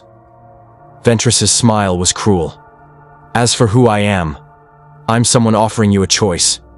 The Jedi will use you, boy. They'll bind you with their codes, restrict your power, force you to deny your emotions and attachments, all while leading you into battles that serve politicians and cowards." "And the Sith are better?" Naruto shot back. "From what I've learned, you guys are all about using people for power and throwing them away when they're not useful anymore." "At least we're honest about it." Ventress began circling, her movements predatory. Yoda remained still, watching but not interfering. This was a test, Naruto realized. The Jedi claim nobility while commanding slave armies. The Sith acknowledge that power is its own morality. Which is more truthful? They're both wrong. Naruto turned to keep her in view, his combat instincts screaming warnings. Power isn't about dominating people or restricting them. It's about protecting those who matter. How sweet. Ventress's hand dropped to her lightsaber hilt. Tell me, those clones you saved on Ryloth, do they matter? Or were they just disposable soldiers fulfilling their genetic purpose? The question hit hard, because Naruto had asked himself the same thing. The clones were created for war, bred to be soldiers, given no choice in their destinies. Wasn't that a form of slavery? Wasn't the Republic, supposedly the good guys, built on the backs of millions who never asked to exist? They matter, Naruto said firmly. Because they think, they feel, they choose who they want to be despite being created for a purpose. That makes them people. And yet they die by the thousands, while Jedi make speeches about peace. Ventress's lightsabers ignited, twin blades of crimson energy. Count Dooku sent me with an offer. Come with me, train under him. Learn what true power looks like, unrestrained by Jedi weakness. Use your abilities to their fullest potential. Refuse, and? Yoda's question was calm. Then I kill him here and eliminate the variable. Ventress attacked. She was fast, faster than Ahsoka, faster than most Chunin. Her twin blades wove a pattern of death, each strike aimed to kill or cripple. Naruto dodged, his chakra-enhanced reflexes barely keeping pace. He couldn't block. He had no lightsaber. Couldn't counter. Her defense was perfect. Could only evade while his mind raced for solutions. Shadow Clone Jutsu. 5 Narutos burst into existence, attacking from multiple angles. Ventress spun, her blades cutting through 3 clones in one motion. The other 2 got close enough to attempt taijutsu strikes. But she used the force to blast them backward into fountains where they dispersed in explosive splashes. Predictable, Ventress taunted. Dooku told me about your technique. Quantity over quality. Very shinobi of you. She thrust her hand forward. Naruto felt invisible pressure slam into his chest. The force, weaponized. He flew backward, crashing into a crystalline fountain that shattered on impact. Pain lanced through his ribs. He rolled aside as a crimson blade stabbed where his head had been, the lightsaber's heat scorching his cheek. Kurama. I could use some help here. Can't. Connection still weak. You're on your own, Kit. Naruto pushed himself up, bleeding from a dozen small cuts. Ventress advanced slowly, savoring her dominance. Behind her, Yoda remained seated, watching with those ancient eyes. Not intervening. Testing. Fine. If she wanted to see what he could do, he'd show her. Naruto formed the hand seal, but this time, he didn't create clones. Instead, he focused his chakra into his right palm, remembering countless hours of training, remembering Jiraiya's lessons about control and power. The Rasengan formed, blue chakra spiraling into a perfect sphere. Ventress's eyes widened slightly. Interesting, but insufficient. She raised her lightsaber to intercept. Naruto grinned through bloody teeth. Who said I was done? He created a shadow clone with his left hand, just one, and the clone immediately grabbed his wrist, adding its own chakra to the Rasengan.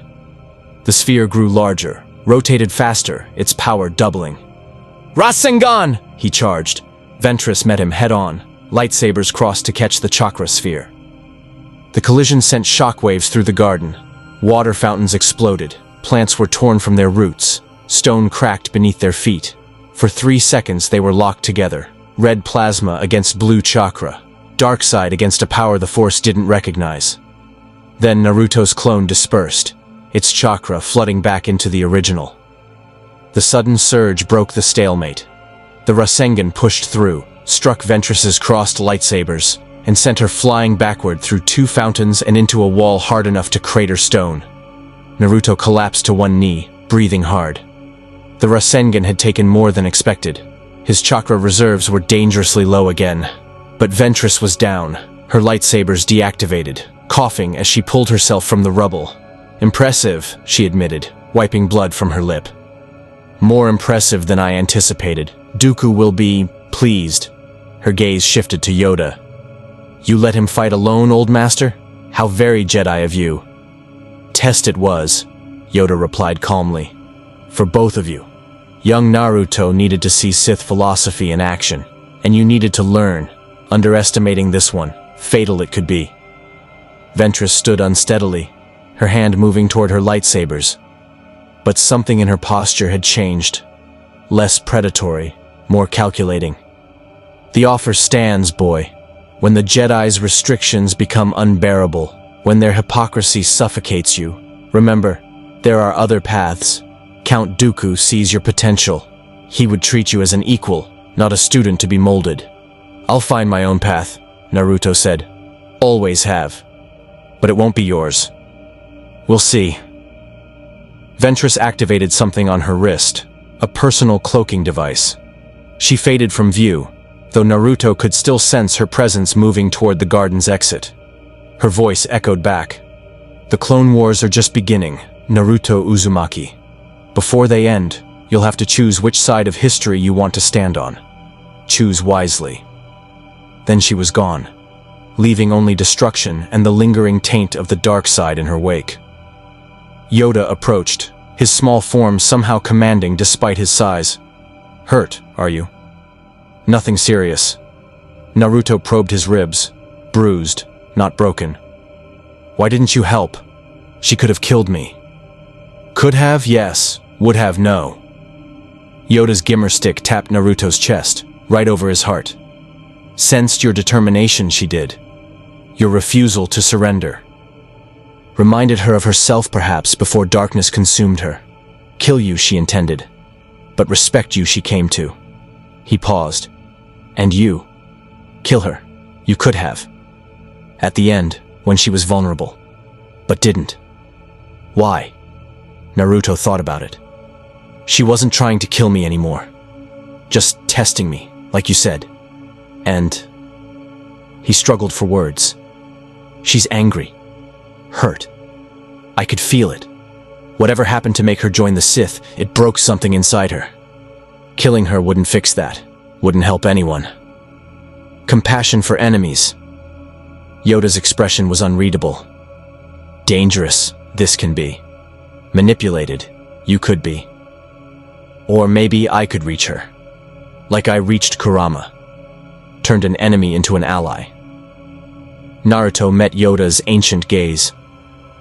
You Jedi talk about the dark side like it's this infection that can't be cured. But people aren't infections. They're people, and people can change if someone believes in them enough. Yoda was quiet for a long moment. Finally, he spoke, his voice heavy with centuries of experience and regret. Once believed this, the Jedi did. Redeem the fallen, save the lost, our calling it was. But failed, we have too many times. Seen too many fall beyond reach. Easier it became to write them off, call them irredeemable, focus on prevention rather than cure. That's giving up, Naruto said softly. Yes. The admission was startling. Perhaps it is. And perhaps you are here to remind us what we have forgotten. Yoda turned toward the garden's exit. Come. Council must know of this infiltration, and injured you are despite your bravado. Heal you must, before next disaster finds you. As they walked through the destroyed garden, water still flowing from broken fountains, plants scattered across crushed stone, Naruto replayed the fight in his mind. Ventress was strong, skilled, dangerous. But she wasn't irredeemable. He'd seen that in her eyes when she'd talked about Dooku seeing his potential, treating him as an equal. She wanted belonging, recognition, the same things Naruto had craved his whole life. You're thinking about trying to save her, Kurama observed, his voice clearer now that the immediate danger had passed. Aren't you? Maybe. Is that stupid? Incredibly stupid. Suicidally stupid. She's a Sith assassin who just tried to kill you. A pause. Which is exactly why you'll try anyway. You never could leave well enough alone. She reminded me of how I used to be. angry at everyone, pushing people away, convinced nobody understood. And look how well that worked out for you. Oh wait, you nearly got yourself killed repeatedly until people forced their friendship on you. Despite the sarcasm, Kurama's tone carried something almost like approval. Fine. Be your usual idiotic self, but be careful. This galaxy's darkness is different from ours, older, hungrier. They reached the council chamber where Obi-Wan, Mace Windu, and several other masters waited. Naruto recounted the encounter, Ventress's infiltration, her offer from Dooku, the brief but intense combat. He didn't mention his thoughts about redemption. Something told him the council wouldn't understand. Troubling this is, Mace Windu said grimly. Count Dooku knows about you. The Separatists see you as either asset or threat. This complicates everything. Perhaps we should restrict Naruto's movements, another master suggested. Keep him in the temple where he's protected. Prison by another name, Naruto countered. I didn't come here to hide. You didn't come here at all, Windu pointed out. You fell through a dimensional rift and landed in the middle of a galactic war. The fact that Dooku wants to recruit you suggests you're more valuable than we realized, which makes you a target. Then let me be bait. The idea crystallized as Naruto spoke. Dooku wants to meet me, test me, try to turn me. Fine. Let him try. I'll listen to what he has to say, learn about the Separatist side, and maybe, just maybe, find a way to end this war without more people dying. The council erupted in protests. Obi-Wan looked horrified. Mace Windu's hand went to his lightsaber, as if Naruto had just declared allegiance to the Sith. Only Yoda remained calm, studying Naruto with those penetrating eyes. Understand, do you? What you suggest? The ancient master asked. Alone, you would go to meet Sith Lord. Alone, face temptation of dark side. Alone, trust yourself not to fall. I've faced temptation before.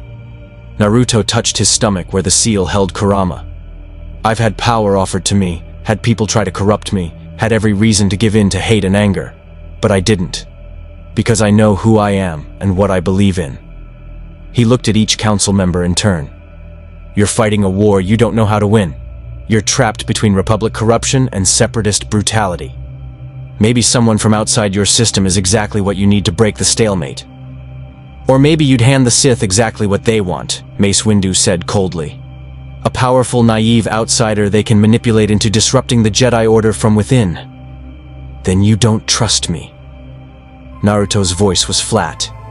After everything, after I fought beside your soldiers, saved your wounded, trained with your masters, you still see me as a threat. We see you as an unknown, Obi-Wan said more gently. And unknowns in war are dangerous. Naruto, we appreciate everything you've done. But meeting with Dooku? That's not bravery. That's suicide with extra steps. Yoda tapped his gimmer stick against the floor, commanding attention. A decision the council must make. But hasty, we should not be. Time to consider. We need. Young Naruto, return to your quarters. Meditate on this path you propose. And ask yourself, truly believe you can resist Dooku's manipulation? Or is this confidence born of youth and inexperience? It was a dismissal. Naruto bowed. He'd learned that much protocol, and left the chamber. But as he walked through the temple's corridors, past training rooms where Padawans practiced lightsaber forms, and meditation chambers where masters communed with the Force, his resolve only hardened. Dooku wanted to meet him? Fine. He'd meet Dooku, but not as a potential recruit or naive tool. As Naruto Uzumaki, shinobi of the Hidden Leaf, Jinchuriki of the Nine Tails, and someone who'd built a philosophy from surviving impossible odds and refusing to give up on people. If the council wouldn't let him try to end this war his way, he'd find another path. He always did. That was his ninja way. Anakin Skywalker found Naruto on one of the temple's outer balconies 3 hours later, sitting on the edge with his legs dangling over a 1,000-foot drop. The young Jedi Knight settled beside him without invitation, both of them watching speeders weave through Coruscant's eternal traffic patterns as the sun set over the city planet. You're thinking about doing something stupid, Anakin said conversationally. I recognize the signs because I've sat on this exact balcony planning stupid things approximately 200 times. It's not stupid if it works, Naruto replied. That's what I always say. Obi-Wan hates it. Anakin created a small sphere of force energy between his palms. Not aggressive, just practiced manipulation. The council's still debating. Mace wants you confined to the temple. Obi-Wan wants you assigned a permanent guardian. Yoda wants to see what you'll do if given the choice. And you? Me? Anakin dispersed the energy sphere. I think you should meet with Dooku. Naruto's head snapped around. Really? Don't sound so surprised.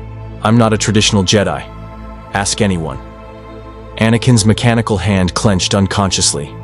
The council plays it safe.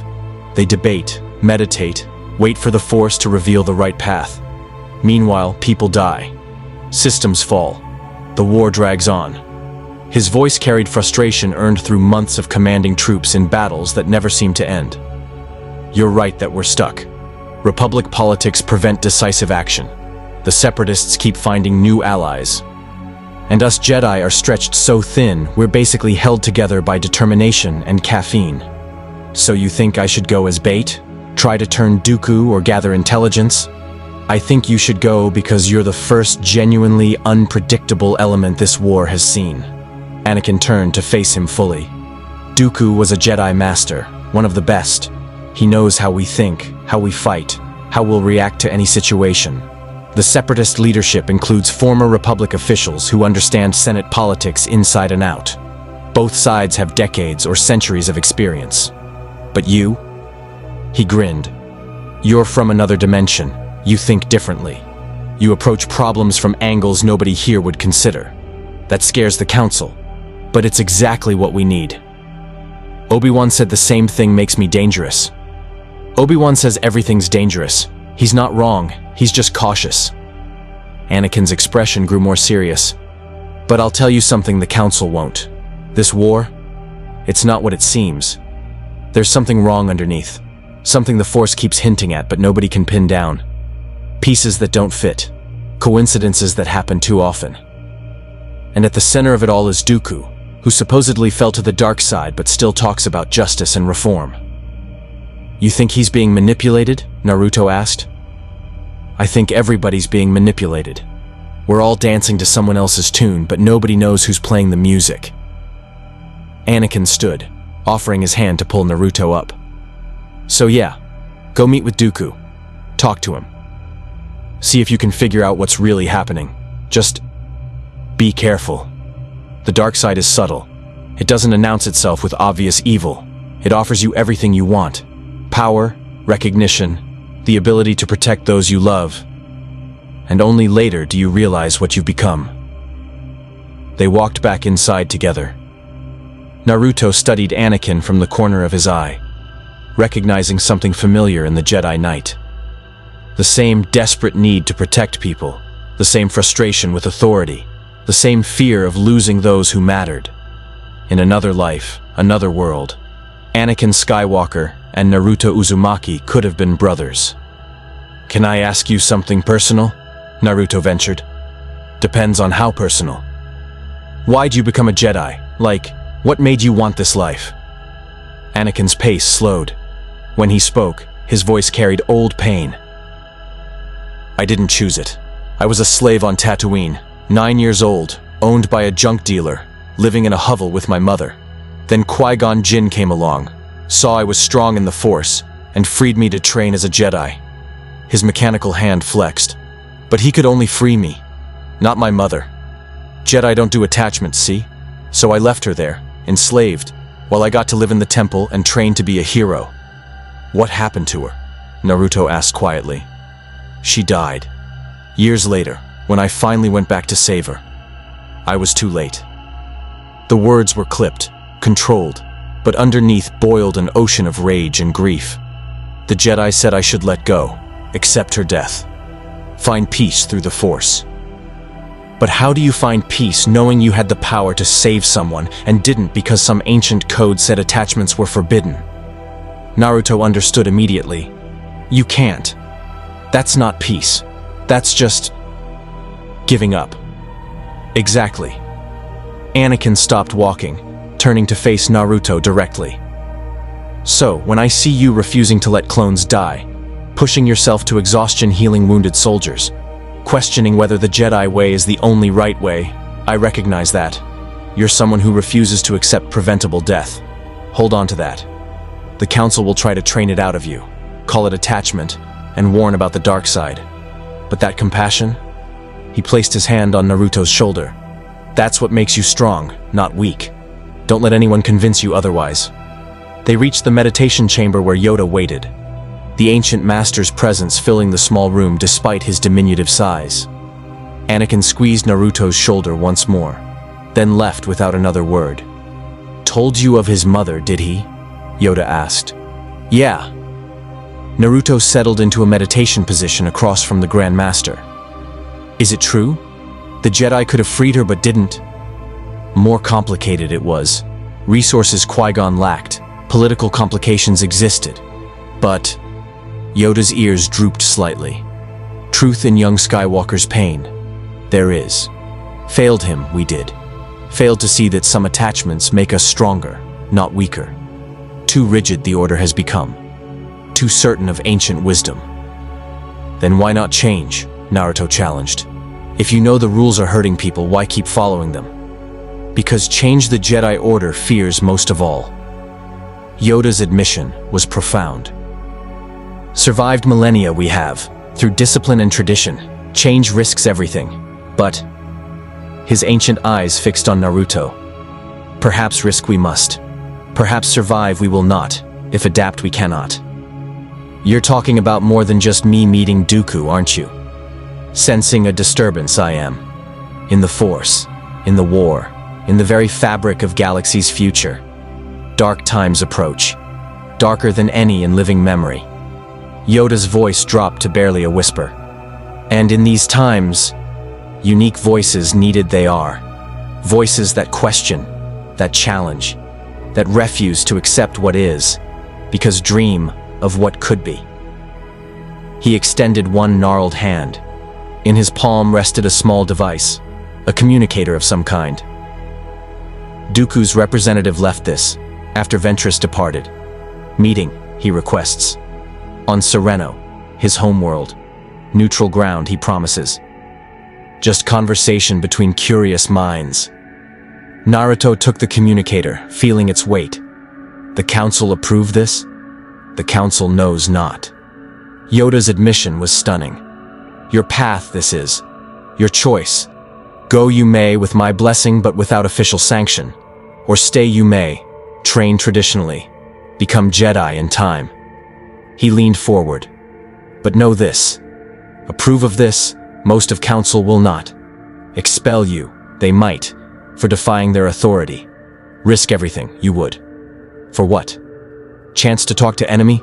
Possibility of finding peaceful solution? That's exactly why I have to go. Naruto stood, pocketing the communicator. Back home, I've seen what happens when people stop talking. The cycle of revenge never ends. Villages destroy villages, hatred breeds hatred, and nobody remembers why they're fighting anymore. But when you talk, really talk, person to person, you find common ground. You find the humanity in your enemy. And if talk fails, if Dooku tries to turn you, corrupt you, use you against the Jedi, Naruto's smile was fierce. Then I kick his ass and come home with better intel than anyone's gotten in months. He bowed, deeper this time, with genuine respect. Thank you, Master Yoda, for trusting me, for believing I can choose my own path. Trust you, I do, but worry also, I shall. Yoda's expression was fond despite the concern. Remind me of someone you do. Young Jedi centuries ago who also questioned everything, challenged the Council, chose his own path. His voice grew distant with memory. Great Jedi he became, but paid price for his independence. Who was he? Story for another time. Yoda tapped his gimmer stick against the floor. Go now. Prepare. Leave at dawn, you should, while Council still debates your fate. Take young Skywalker with you. Trust him you can. And Naruto, The ancient master's eyes gleamed with something almost mischievous. May the Force be with you. But more importantly, may your ninja way guide you true. Naruto left the meditation chamber with purpose burning in his chest. He'd make contact with Dooku, hear what the separatist leader had to say, and maybe, just maybe, find a crack in this war's foundation he could exploit.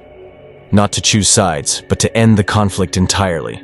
It was ambitious, probably arrogant, definitely dangerous. But it was also exactly what Naruto Uzumaki did best: charge straight into impossible situations and refuse to back down until he'd created a miracle. You're going to meet with the Sith Lord, Kurama stated flatly, on his homeworld, essentially walking into the enemy's lair. Yep. And you think you'll talk him into peace? Just convince a centuries-old master manipulator to abandon his war plans through the power of friendship and determination? That's the general idea, yeah. A long pause. You know what? I've seen you do stupider things and somehow make them work. Fine. But I'm building up our chakra reserves. When this inevitably goes sideways, I want enough power to blast our way out. Thanks, Kurama. Knew I could count on you. Don't thank me yet. Thank me when we survive this idiocy. Naruto packed light, his kunai, his headband, a change of clothes. Tomorrow he'd leave Coruscant, fly to Sereno, and sit down with Count Dooku, former Jedi Master turned separatist leader. He'd look the enemy in the eye and try to understand what drove this war, what perpetuated this cycle of violence. And if he was very lucky, if his ninja way held true even in this alien galaxy, he might just find a path to peace nobody else had considered. Or he'd die trying. But that was a risk Naruto Uzumaki had accepted the day he'd decided to become Hokage. Some things were worth risking everything for. Like ending a war. Like saving lives. Like proving that compassion wasn't weakness, but the greatest strength any warrior could possess. Tomorrow would bring answers. Tonight brought preparation. And somewhere, in the void between star systems, Count Dooku waited with his own plans. His own expectations, his own assumptions about the boy from nowhere who disrupted the galaxy's carefully orchestrated chaos. Neither of them knew how this meeting would change everything, but they were about to find out. The planet Sereno hung in space like a jewel. Verdant forests, crystalline lakes, and elegant cities that spoke of old wealth and older power. Count Dooku's estate dominated a mountainside, its architecture blending classical beauty with defensive fortifications. As the unmarked shuttle descended, Naruto felt the weight of what he'd chosen pressing down on him. Anakin piloted with practiced ease, his jaw tight with tension. Last chance to turn back. Nobody would blame you. I would. Naruto checked his kunai pouch one final time. Besides, you came all this way. Be a waste to leave now. I came because Yoda asked me to keep you alive. Anakin brought the shuttle down in a landing courtyard, where a single figure waited. Tall, bearded, elegant in dark robes. Count Dooku himself. And because someone needs to witness what happens here. For the council, for the record. The ramp lowered. Naruto descended first, Anakin following 3 steps behind, his hand resting on his lightsaber.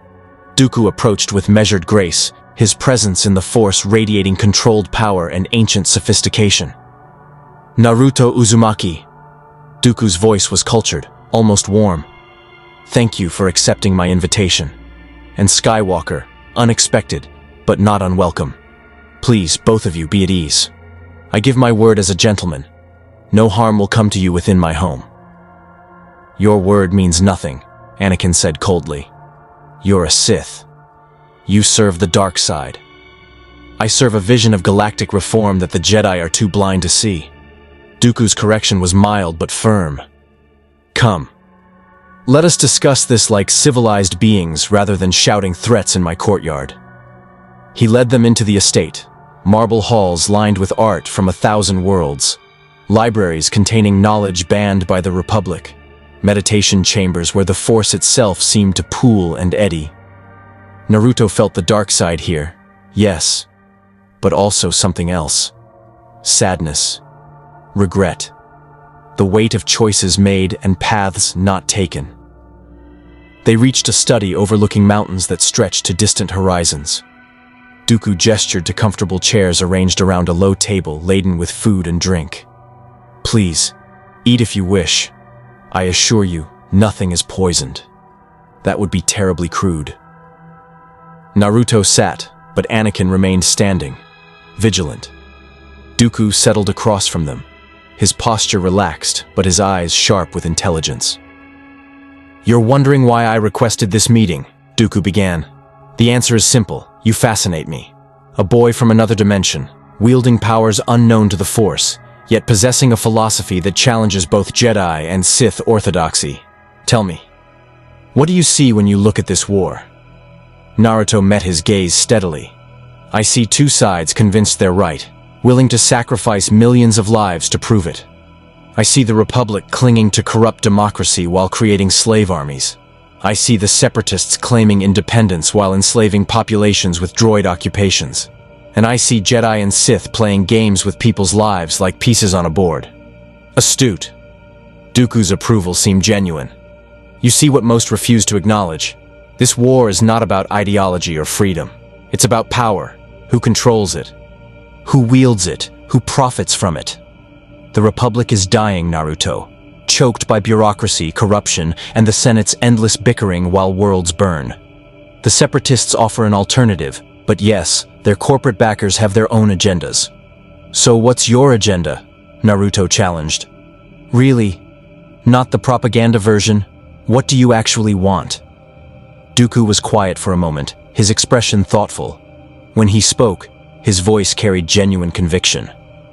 "I want to tear down a broken system and build something better.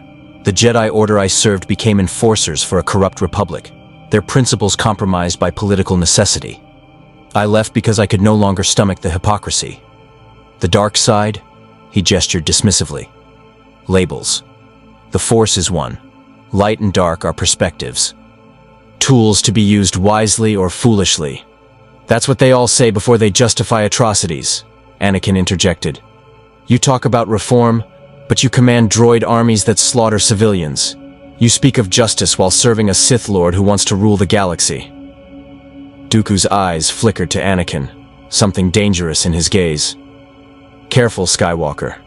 Your own master once stood where you stand now, questioning the Council's wisdom. How long before you too recognized the Jedi's failures?" "Never." But Anakin's mechanical hand clenched, and Naruto felt the conflict roiling beneath the Jedi's surface. Rage, fear, frustration. "Enough." Naruto's voice cut through the tension. "I didn't come here to watch you two have a philosophical pissing contest. Count Dooku, you invited me for a reason. So tell me, what do you actually want from me?" Dooku's attention returned to Naruto, his expression shifting to something almost paternal. "I want to offer you what the Jedi never will. Freedom. Freedom to explore your abilities without restriction. Freedom to form attachments without guilt. Freedom to acknowledge that emotions, anger, love, ambition, are sources of strength, not weakness." He leaned forward. "Join me, Naruto. Not as a servant, but as a partner. Help me end this war on terms that actually bring lasting change. The Republic will fall regardless, that's inevitable. But together we could shape what rises from its ashes. And if I refuse, then you condemn yourself to the Jedi's path. They'll constrain you, limit you, force you to deny everything that makes you powerful. Eventually, you'll either break free, as Skywalker inevitably will, or you'll become another serene, detached guardian of a status quo that serves no one." Naruto stood, walking to the window overlooking Sereno's mountains. His reflection in the glass showed a boy far from home, caught between philosophies he didn't fully understand, carrying the weight of choices that could reshape a galaxy. "You're both wrong," he said quietly. "The Jedi and the Sith, the Republic and Separatists, you're all so focused on your ancient conflicts that you've forgotten what actually matters. People. The civilians caught between your armies. The clones created to die in your war. The families torn apart because politicians and Force users can't find common ground. He turned to face Dooku. You talk about freedom and reform, but your droid armies destroy homes. You claim to fight corruption while allied with the Trade Federation and Banking Clan, literally the most corrupt organizations in the galaxy. You're not building something better. You're just replacing one broken system with another. Dooku's expression hardened. Spoken like someone who's never had to make difficult choices. The galaxy doesn't run on idealism, boy. Power is the only currency that matters. Compassion without strength is meaningless. The question is, will you acquire that strength through Jedi weakness or Sith pragmatism? Through my own way. Naruto's conviction was absolute. Where I come from, I was the village pariah. Everyone saw me as a demon because of what I carried inside. I could have given in to hate, used my power to hurt everyone who hurt me. But I didn't. I chose to protect them anyway. I chose to prove that I was more than their worst assumptions. He stepped toward Dooku, and despite the Count's centuries of experience and power, something in Naruto's presence made him shift uncomfortably. You were a Jedi Master. You taught students, protected the innocent, served something bigger than yourself. Then you saw corruption and decided the entire system had to burn. But Count Dooku, Naruto's voice softened. Did you ever try to fix it from within? Really try? Or did you give up and tell yourself that destruction was the only answer, because it was easier than the hard work of reform? The silence was profound. Dooku's face cycled through emotions, anger, recognition, something that might have been shame. Anakin watched with shock, seeing a Sith Lord genuinely rattled for the first time. You know nothing of what I sacrificed, Dooku said, but his voice lacked its earlier certainty. Nothing of the choices I faced. You're right, I don't. Naruto's honesty was disarming. But I know what it's like to be so angry at the world that burning it down seems justified. And I know that path leads nowhere good. Kurama, the nine tails sealed inside me, spent decades wanting revenge against everyone who'd wronged him. Know what that got him? More hatred, more pain, more reasons to be angry.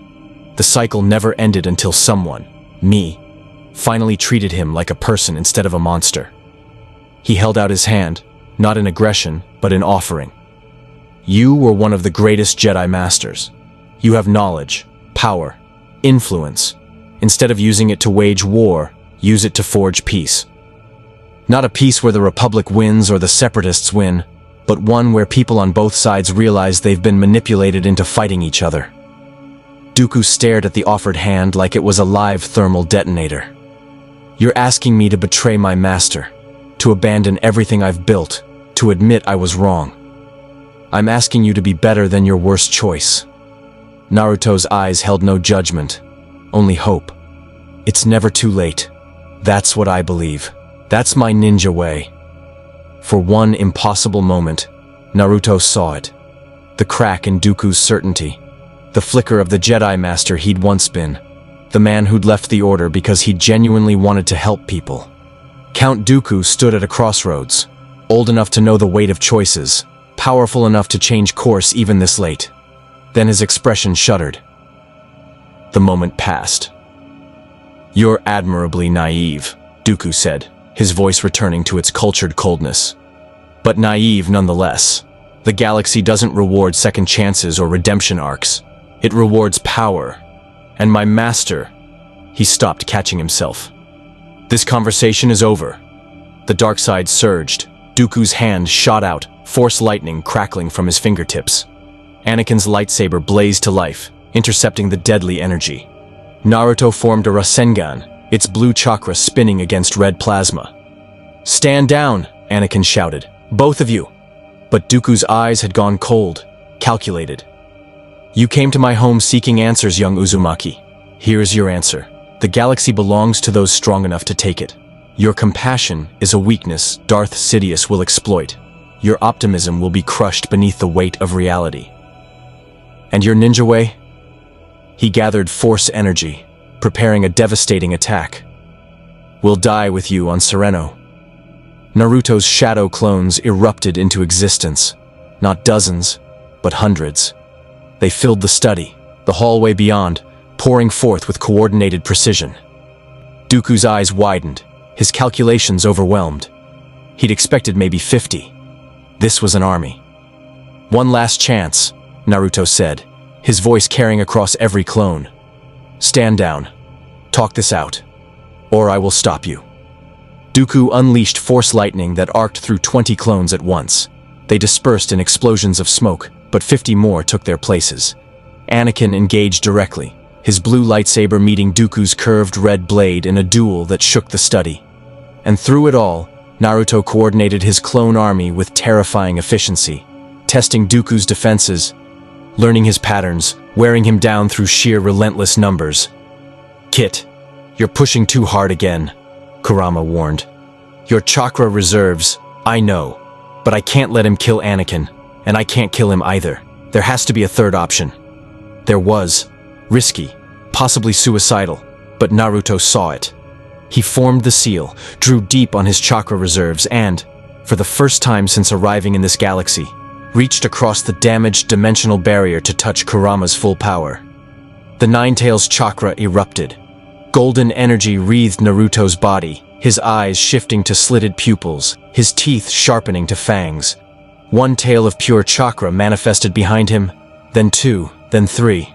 The force itself recoiled from the foreign energy, reality bending around power that shouldn't exist in this dimension. Dooku stumbled back, his attack faltering. What are you?" "Someone who doesn't give up." Naruto's voice carried Kurama's resonance. "On anyone. Ever." He moved. Faster than Dooku could track, faster than the Force could predict. His chakra-enhanced strike bypassed the Sith Lord's defenses, the Rasengan slamming into Dooku's solar plexus, not at full power, carefully controlled, designed to disable, not kill. Count Dooku collapsed, the wind driven from his lungs, his connection to the Force temporarily severed by the foreign chakra disrupting his midi-chlorians. Anakin stood frozen, his lightsaber still raised, staring at Naruto's transformed state with something between awe and terror. "We're leaving," Naruto said, the Nine-Tails chakra already receding. He was exhausted, dangerously low on reserves, but he'd proven his point. Now, before his reinforcements arrive. They ran. Through the estate, past security droids that Anakin destroyed with efficient strikes, into their shuttle that lifted off just as Separatist fighters scrambled to intercept. Anakin pushed the ship's engines to their limits, jumping to hyperspace before Sereno's orbital defenses could lock on. In the safety of hyperspace, racing back toward Coruscant, Naruto finally let himself collapse. The Nine-Tails chakra had taken its toll. His reserves were depleted, his body ached, and the dimensional strain of channeling Kurama's power across realities left him feeling hollowed out. "What the hell was that?" Anakin demanded, his voice shaking. "That energy, that form, I've never felt anything like it in the Force." "That was the Nine-Tails, Kurama. My burden and my partner." Naruto's breathing was labored. "I don't use his power lightly. The cost is too high. But I needed Dooku to understand. I'm not some naive kid he can manipulate or kill. I'm a Jinchuriki, and that means something. You could have killed him." Anakin's mechanical hand gripped the controls hard enough to dent the metal. He was vulnerable. One strike at full power, and the Separatist leadership loses its figurehead. You had the perfect opportunity. And then what? Naruto met Anakin's eyes. The Separatists fracture, maybe, but do they surrender? Or do they escalate? Choose an even more ruthless leader. Turn this war even uglier. I didn't come here to kill Dooku. I came to understand him, to offer him a way out. He refused. He tried to kill us. Because he's scared. Because my offer meant admitting everything he's done for years was wrong. That's terrifying for someone who's convinced themselves they're the hero of their own story. Naruto leaned back in the co-pilot seat, closing his eyes. But I saw it, Anakin. For one moment, he considered it. The old Jedi Master was still in there, wondering if maybe there was another way. That doesn't matter if he's still working for the Sith, Anakin argued. Whoever this Darth Sidious is, he's the real threat. Dooku's just a pawn. Naruto's eyes snapped open. He almost said something about his master, like he caught himself before revealing too much. The Sith operate in pairs, master and apprentice. Basic history. Anakin frowned. But nobody knows who Sidious is. We've been searching for years. Every lead turns into a dead end. Then maybe we're looking in the wrong places. Naruto's exhaustion couldn't quite overcome his tactical mind. Dooku was a Jedi master, respected, powerful, connected. For him to fall to the dark side, his new master would have had to be equally impressive. Someone with access to Jedi secrets. Someone who understood the Order well enough to corrupt one of its best. The implications hung heavy between them. Anakin's expression darkened. You're suggesting the Sith Lord is someone within the Republic? Someone close to the Jedi? I'm suggesting we stop assuming our enemies are obvious. Naruto forced himself upright despite his body's protests. Back home, the biggest threats always came from people we trusted. Orochimaru was one of the legendary Sannin, a hero. Pain claimed he wanted peace. Even Madara thought he was saving the world. Evil doesn't announce itself. It wears friendly faces and speaks convincing words. Anakin was quiet, processing. Then, the council won't be happy about this meeting. You defied their authority, nearly got killed, and came back with nothing but theories. I came back with something better. Naruto's smile was tired but genuine. I proved that talking works. That even someone as far gone as Dooku can be reached, can be made to question, can see cracks in their own certainty. That's how you change the galaxy. Not through war, but through conversations that challenge people's assumptions. And when those conversations end in Force lightning, then you survive, learn from it, and try again. Naruto looked out at the hyperspace tunnel streaming past. My ninja way isn't about always succeeding. It's about never giving up, even when success seems impossible, especially then. Anakin shook his head, but there was reluctant respect in his voice. You're either the bravest person I've met or the most suicidal. Haven't decided which yet. Can it be both? Despite everything, the danger, the exhaustion, the uncertainty of what awaited them on Coruscant, Anakin laughed. And for just a moment, the weight of the Clone Wars lifted. They were alive. They'd challenged a Sith Lord and survived. And they'd planted seeds of doubt that might someday grow into something the galaxy desperately needed. Hope. The Jedi Council's judgment was swift and severe. Naruto stood in the center of the chamber, exhausted and chakra depleted, while 12 masters stared down, with expressions ranging from disappointment to barely contained fury. Mace Windu's voice cut through the chamber like a lightsaber through Durasteel. You directly defied the Council's authority. You met with a Sith Lord on his own territory. You nearly died in the process and dragged Skywalker into your recklessness. The Jedi Master's hand rested on his lightsaber hilt, not threatening, but making a point. Give me one reason why we shouldn't confine you to the temple permanently, or send you away entirely. Because I was right. Naruto's voice was steady despite his exhaustion. I went to Sereno to understand Dooku, and I succeeded. I learned he's conflicted, questioning his path, vulnerable to the right arguments. I learned he serves a master named Darth Sidious, who's hidden within the Republic itself. And I learned that the Jedi's approach, treating every fallen Jedi as irredeemable, is exactly why you keep losing people to the dark side. You learned nothing we didn't already suspect, Mace countered. And you risked everything to confirm theories while giving Dooku valuable intelligence about your abilities. That's not wisdom. That's arrogance. It was compassion, Obi-Wan interjected, surprising everyone. Misguided perhaps, but rooted in a genuine desire to prevent further bloodshed.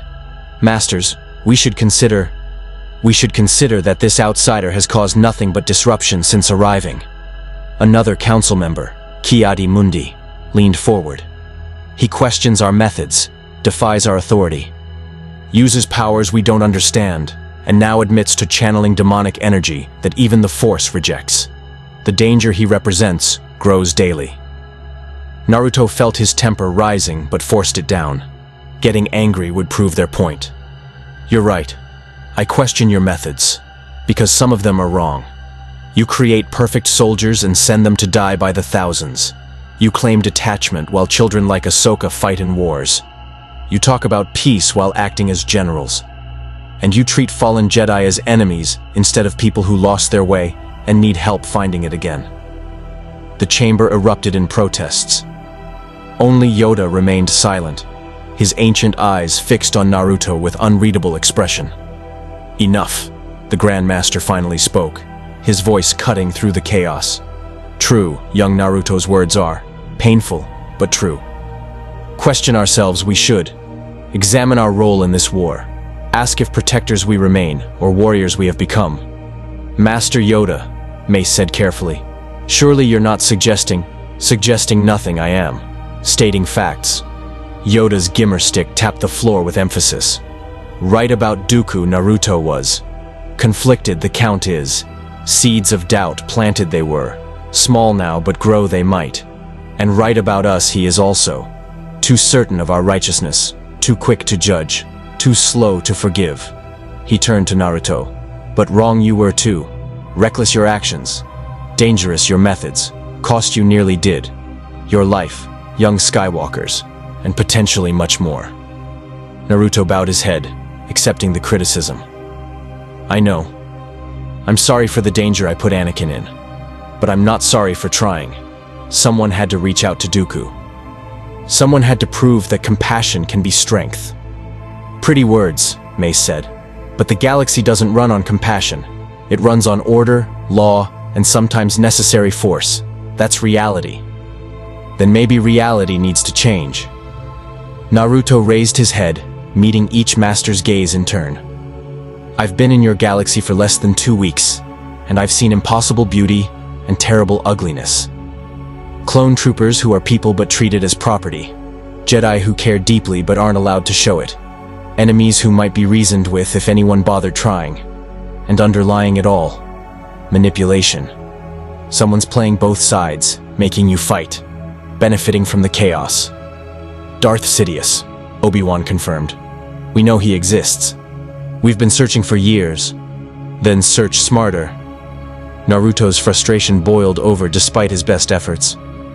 You're looking for some obvious villain hiding in shadows. But what if he's hiding in plain sight? What if he's someone you trust? Someone with power in the Republic? Someone who benefits from this war continuing indefinitely?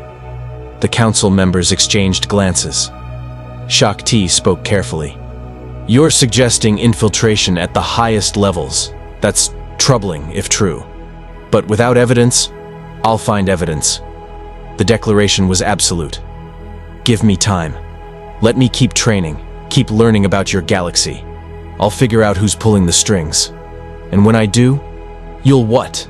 Mace challenged. Storm the Senate.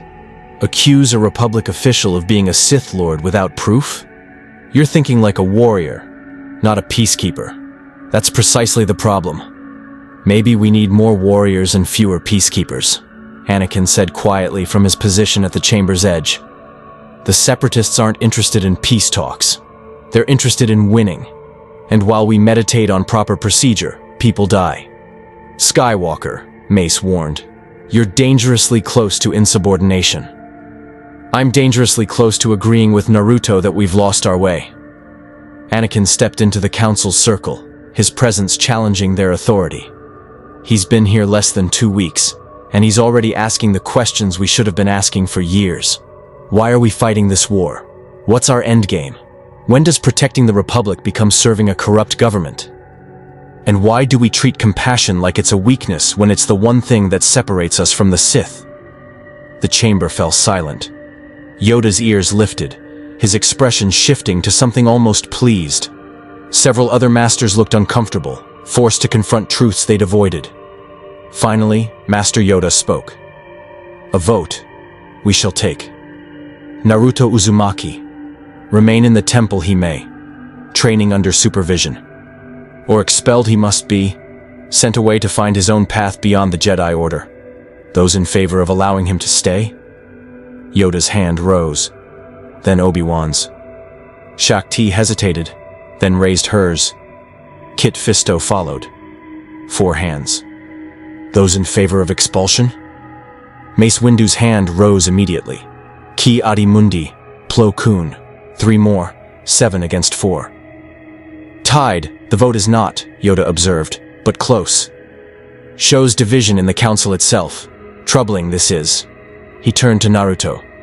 Stay you may, but under conditions. Train you will, but supervised always. Missions you shall not undertake without council approval, and most important, no more meetings with Sith Lords without explicit permission. Clear, this is? Crystal clear. Naruto bowed properly, genuinely grateful. Thank you, masters. I won't let you down. Already have, you did, Mace said coldly. Don't do it again. The council dismissed them. Outside the chamber, Ahsoka waited with barely contained excitement. So? What happened? Are you expelled? Did they throw you in detention? I get to stay. Naruto's relief was palpable. But I'm on probation. One more mistake and I'm out. Then don't make mistakes. She punched his shoulder lightly. Come on. You look like you haven't slept in days. Temple cafeteria's serving actual food tonight, not just nutrient paste. You need to eat before you collapse. As they walked through the temple corridors, Anakin fell into step beside them. That thing you said in there, about reality needing to change. You really believe that? I have to. Naruto's voice was quiet but certain. Because if I don't believe people and systems can change, then I'm fighting for nothing. Back home, I was the village outcast. Everyone hated me. But I refused to give up on them, refused to accept that hatred was permanent. And slowly, so slowly, things changed. People started seeing me instead of the demon they feared. This galaxy's bigger than one village, Anakin pointed out. Changing it would take everything, I know. Naruto smiled despite his exhaustion. But that's what becoming Hokage means. Giving everything to protect everyone, even when it seems impossible. Even when the whole world says you can't. They reached the cafeteria where clone troopers mingled with Padawans, where conversations hummed with the day's training and missions. Wooly spotted Naruto and waved him over, the clone trooper fully recovered from his injuries. His brothers made room at their table, welcoming the strange kid from another dimension who'd saved one of their own. Naruto sat among them, sharing stories and meals, feeling less alone than he had since falling through that dimensional rift. These people, Jedi and clones, warriors and peacekeepers, they weren't perfect. Their system was flawed, their war was misguided, their philosophies often contradictory. But they were trying. Fighting for something bigger than themselves, protecting the vulnerable despite impossible odds, hoping against hope that somehow, someday, the galaxy would find peace. That was enough. For now, that was enough. Still planning to save everyone? Kurama asked, his voice stronger now, their bond slowly repairing across the dimensional barrier. Always. Even when it's impossible? Especially then. That's my ninja way. A pause, then something that might have been a chuckle. All right, Kit, I'm with you. We'll save this stupid galaxy together. But when we get home, and we will get home, you're taking a vacation. A long one. Deal. Across the temple, in chambers hidden from ordinary Jedi senses, Darth Sidious observed through the Force, his attention fixed on the boy from nowhere who disrupted his carefully orchestrated plans. Naruto Uzumaki represented a variable the Sith Lord hadn't accounted for, someone outside the grand plan, immune to manipulations that had taken decades to implement. The boy would need to be dealt with, either corrupted, eliminated, or driven away before he unraveled too many threads of the web Sidious had woven across the galaxy. But that was a problem for another day. For now, the war continued. The pieces moved according to ancient designs, and the galaxy hurtled toward a darkness that not even the Jedi suspected was coming. In the space between moments, between battles and breaths, Naruto Uzumaki stood as a light that refused to be extinguished. A reminder that even in galaxies torn by war, even in systems corrupted by ancient evils, one person choosing compassion over violence, hope over despair, could change everything. Whether that change would be enough remained to be seen, but the seed was planted. The conversation had begun, and in the Clone War's darkest hours to come, that seed might just grow into something powerful enough to challenge destiny itself. The Force would remember, the galaxy would wonder, and Naruto would keep fighting, keep believing, keep refusing to give up. Because that was his ninja way. And nothing, not Sith Lords or Jedi Councils or dimensional barriers, would ever change that. The months that followed tested Naruto in ways even the shinobi world hadn't prepared him for. He trained under Master Yoda, learning to blend chakra and force into something unprecedented, techniques that drew on both energies, creating hybrid abilities that baffled even the most experienced Jedi. His shadow clone training methods revolutionized how Padawans approached learning, though the Council remained wary of their widespread adoption. He fought alongside the 501st Legion, earning the nickname Orange Demon from both Republic and Separatist forces. His refusal to accept clone casualties drove him to push his healing abilities further, saving dozens of lives but often at great personal cost. Commander Rex, Captain Fordo, and countless troopers came to see him not as an outsider, but as one of their own, a brother who'd bleed beside them without hesitation. But the war ground on. Battles won were followed by defeats elsewhere. Systems liberated fell again to separatist counter-offensives, and always, beneath the surface, Naruto sensed the manipulation Kurama had warned about, invisible strings pulling both sides toward some catastrophic conclusion. His investigations into Darth Sidious's identity led to dead ends and dangerous revelations. The Sith Lord was patient, powerful, and protected by layers of deception that even Naruto's unconventional thinking struggled to penetrate. But he didn't give up. He never gave up. Ahsoka became his closest friend, a fellow young warrior who understood what it meant to fight in a war that demanded more than they should give. They trained together, challenged each other, and in quiet moments, admitted their fears about the paths they'd chosen. She taught him to trust the Force's whispers. He taught her that emotions weren't enemies to be suppressed, but allies to be understood. Anakin grew closer too, dangerously so. Naruto saw the anger simmering beneath the Jedi Knight's surface, the fear of loss that drove increasingly reckless decisions. He tried to reach him the same way he'd reached others, with honest conversation and refusal to judge. But some wounds ran too deep, some fears were too fundamental, and Naruto began to worry that his friend was walking a path toward darkness he couldn't quite see. And through it all, Naruto held on to his ninja way. He questioned authority when authority was wrong. He fought to protect, not to destroy.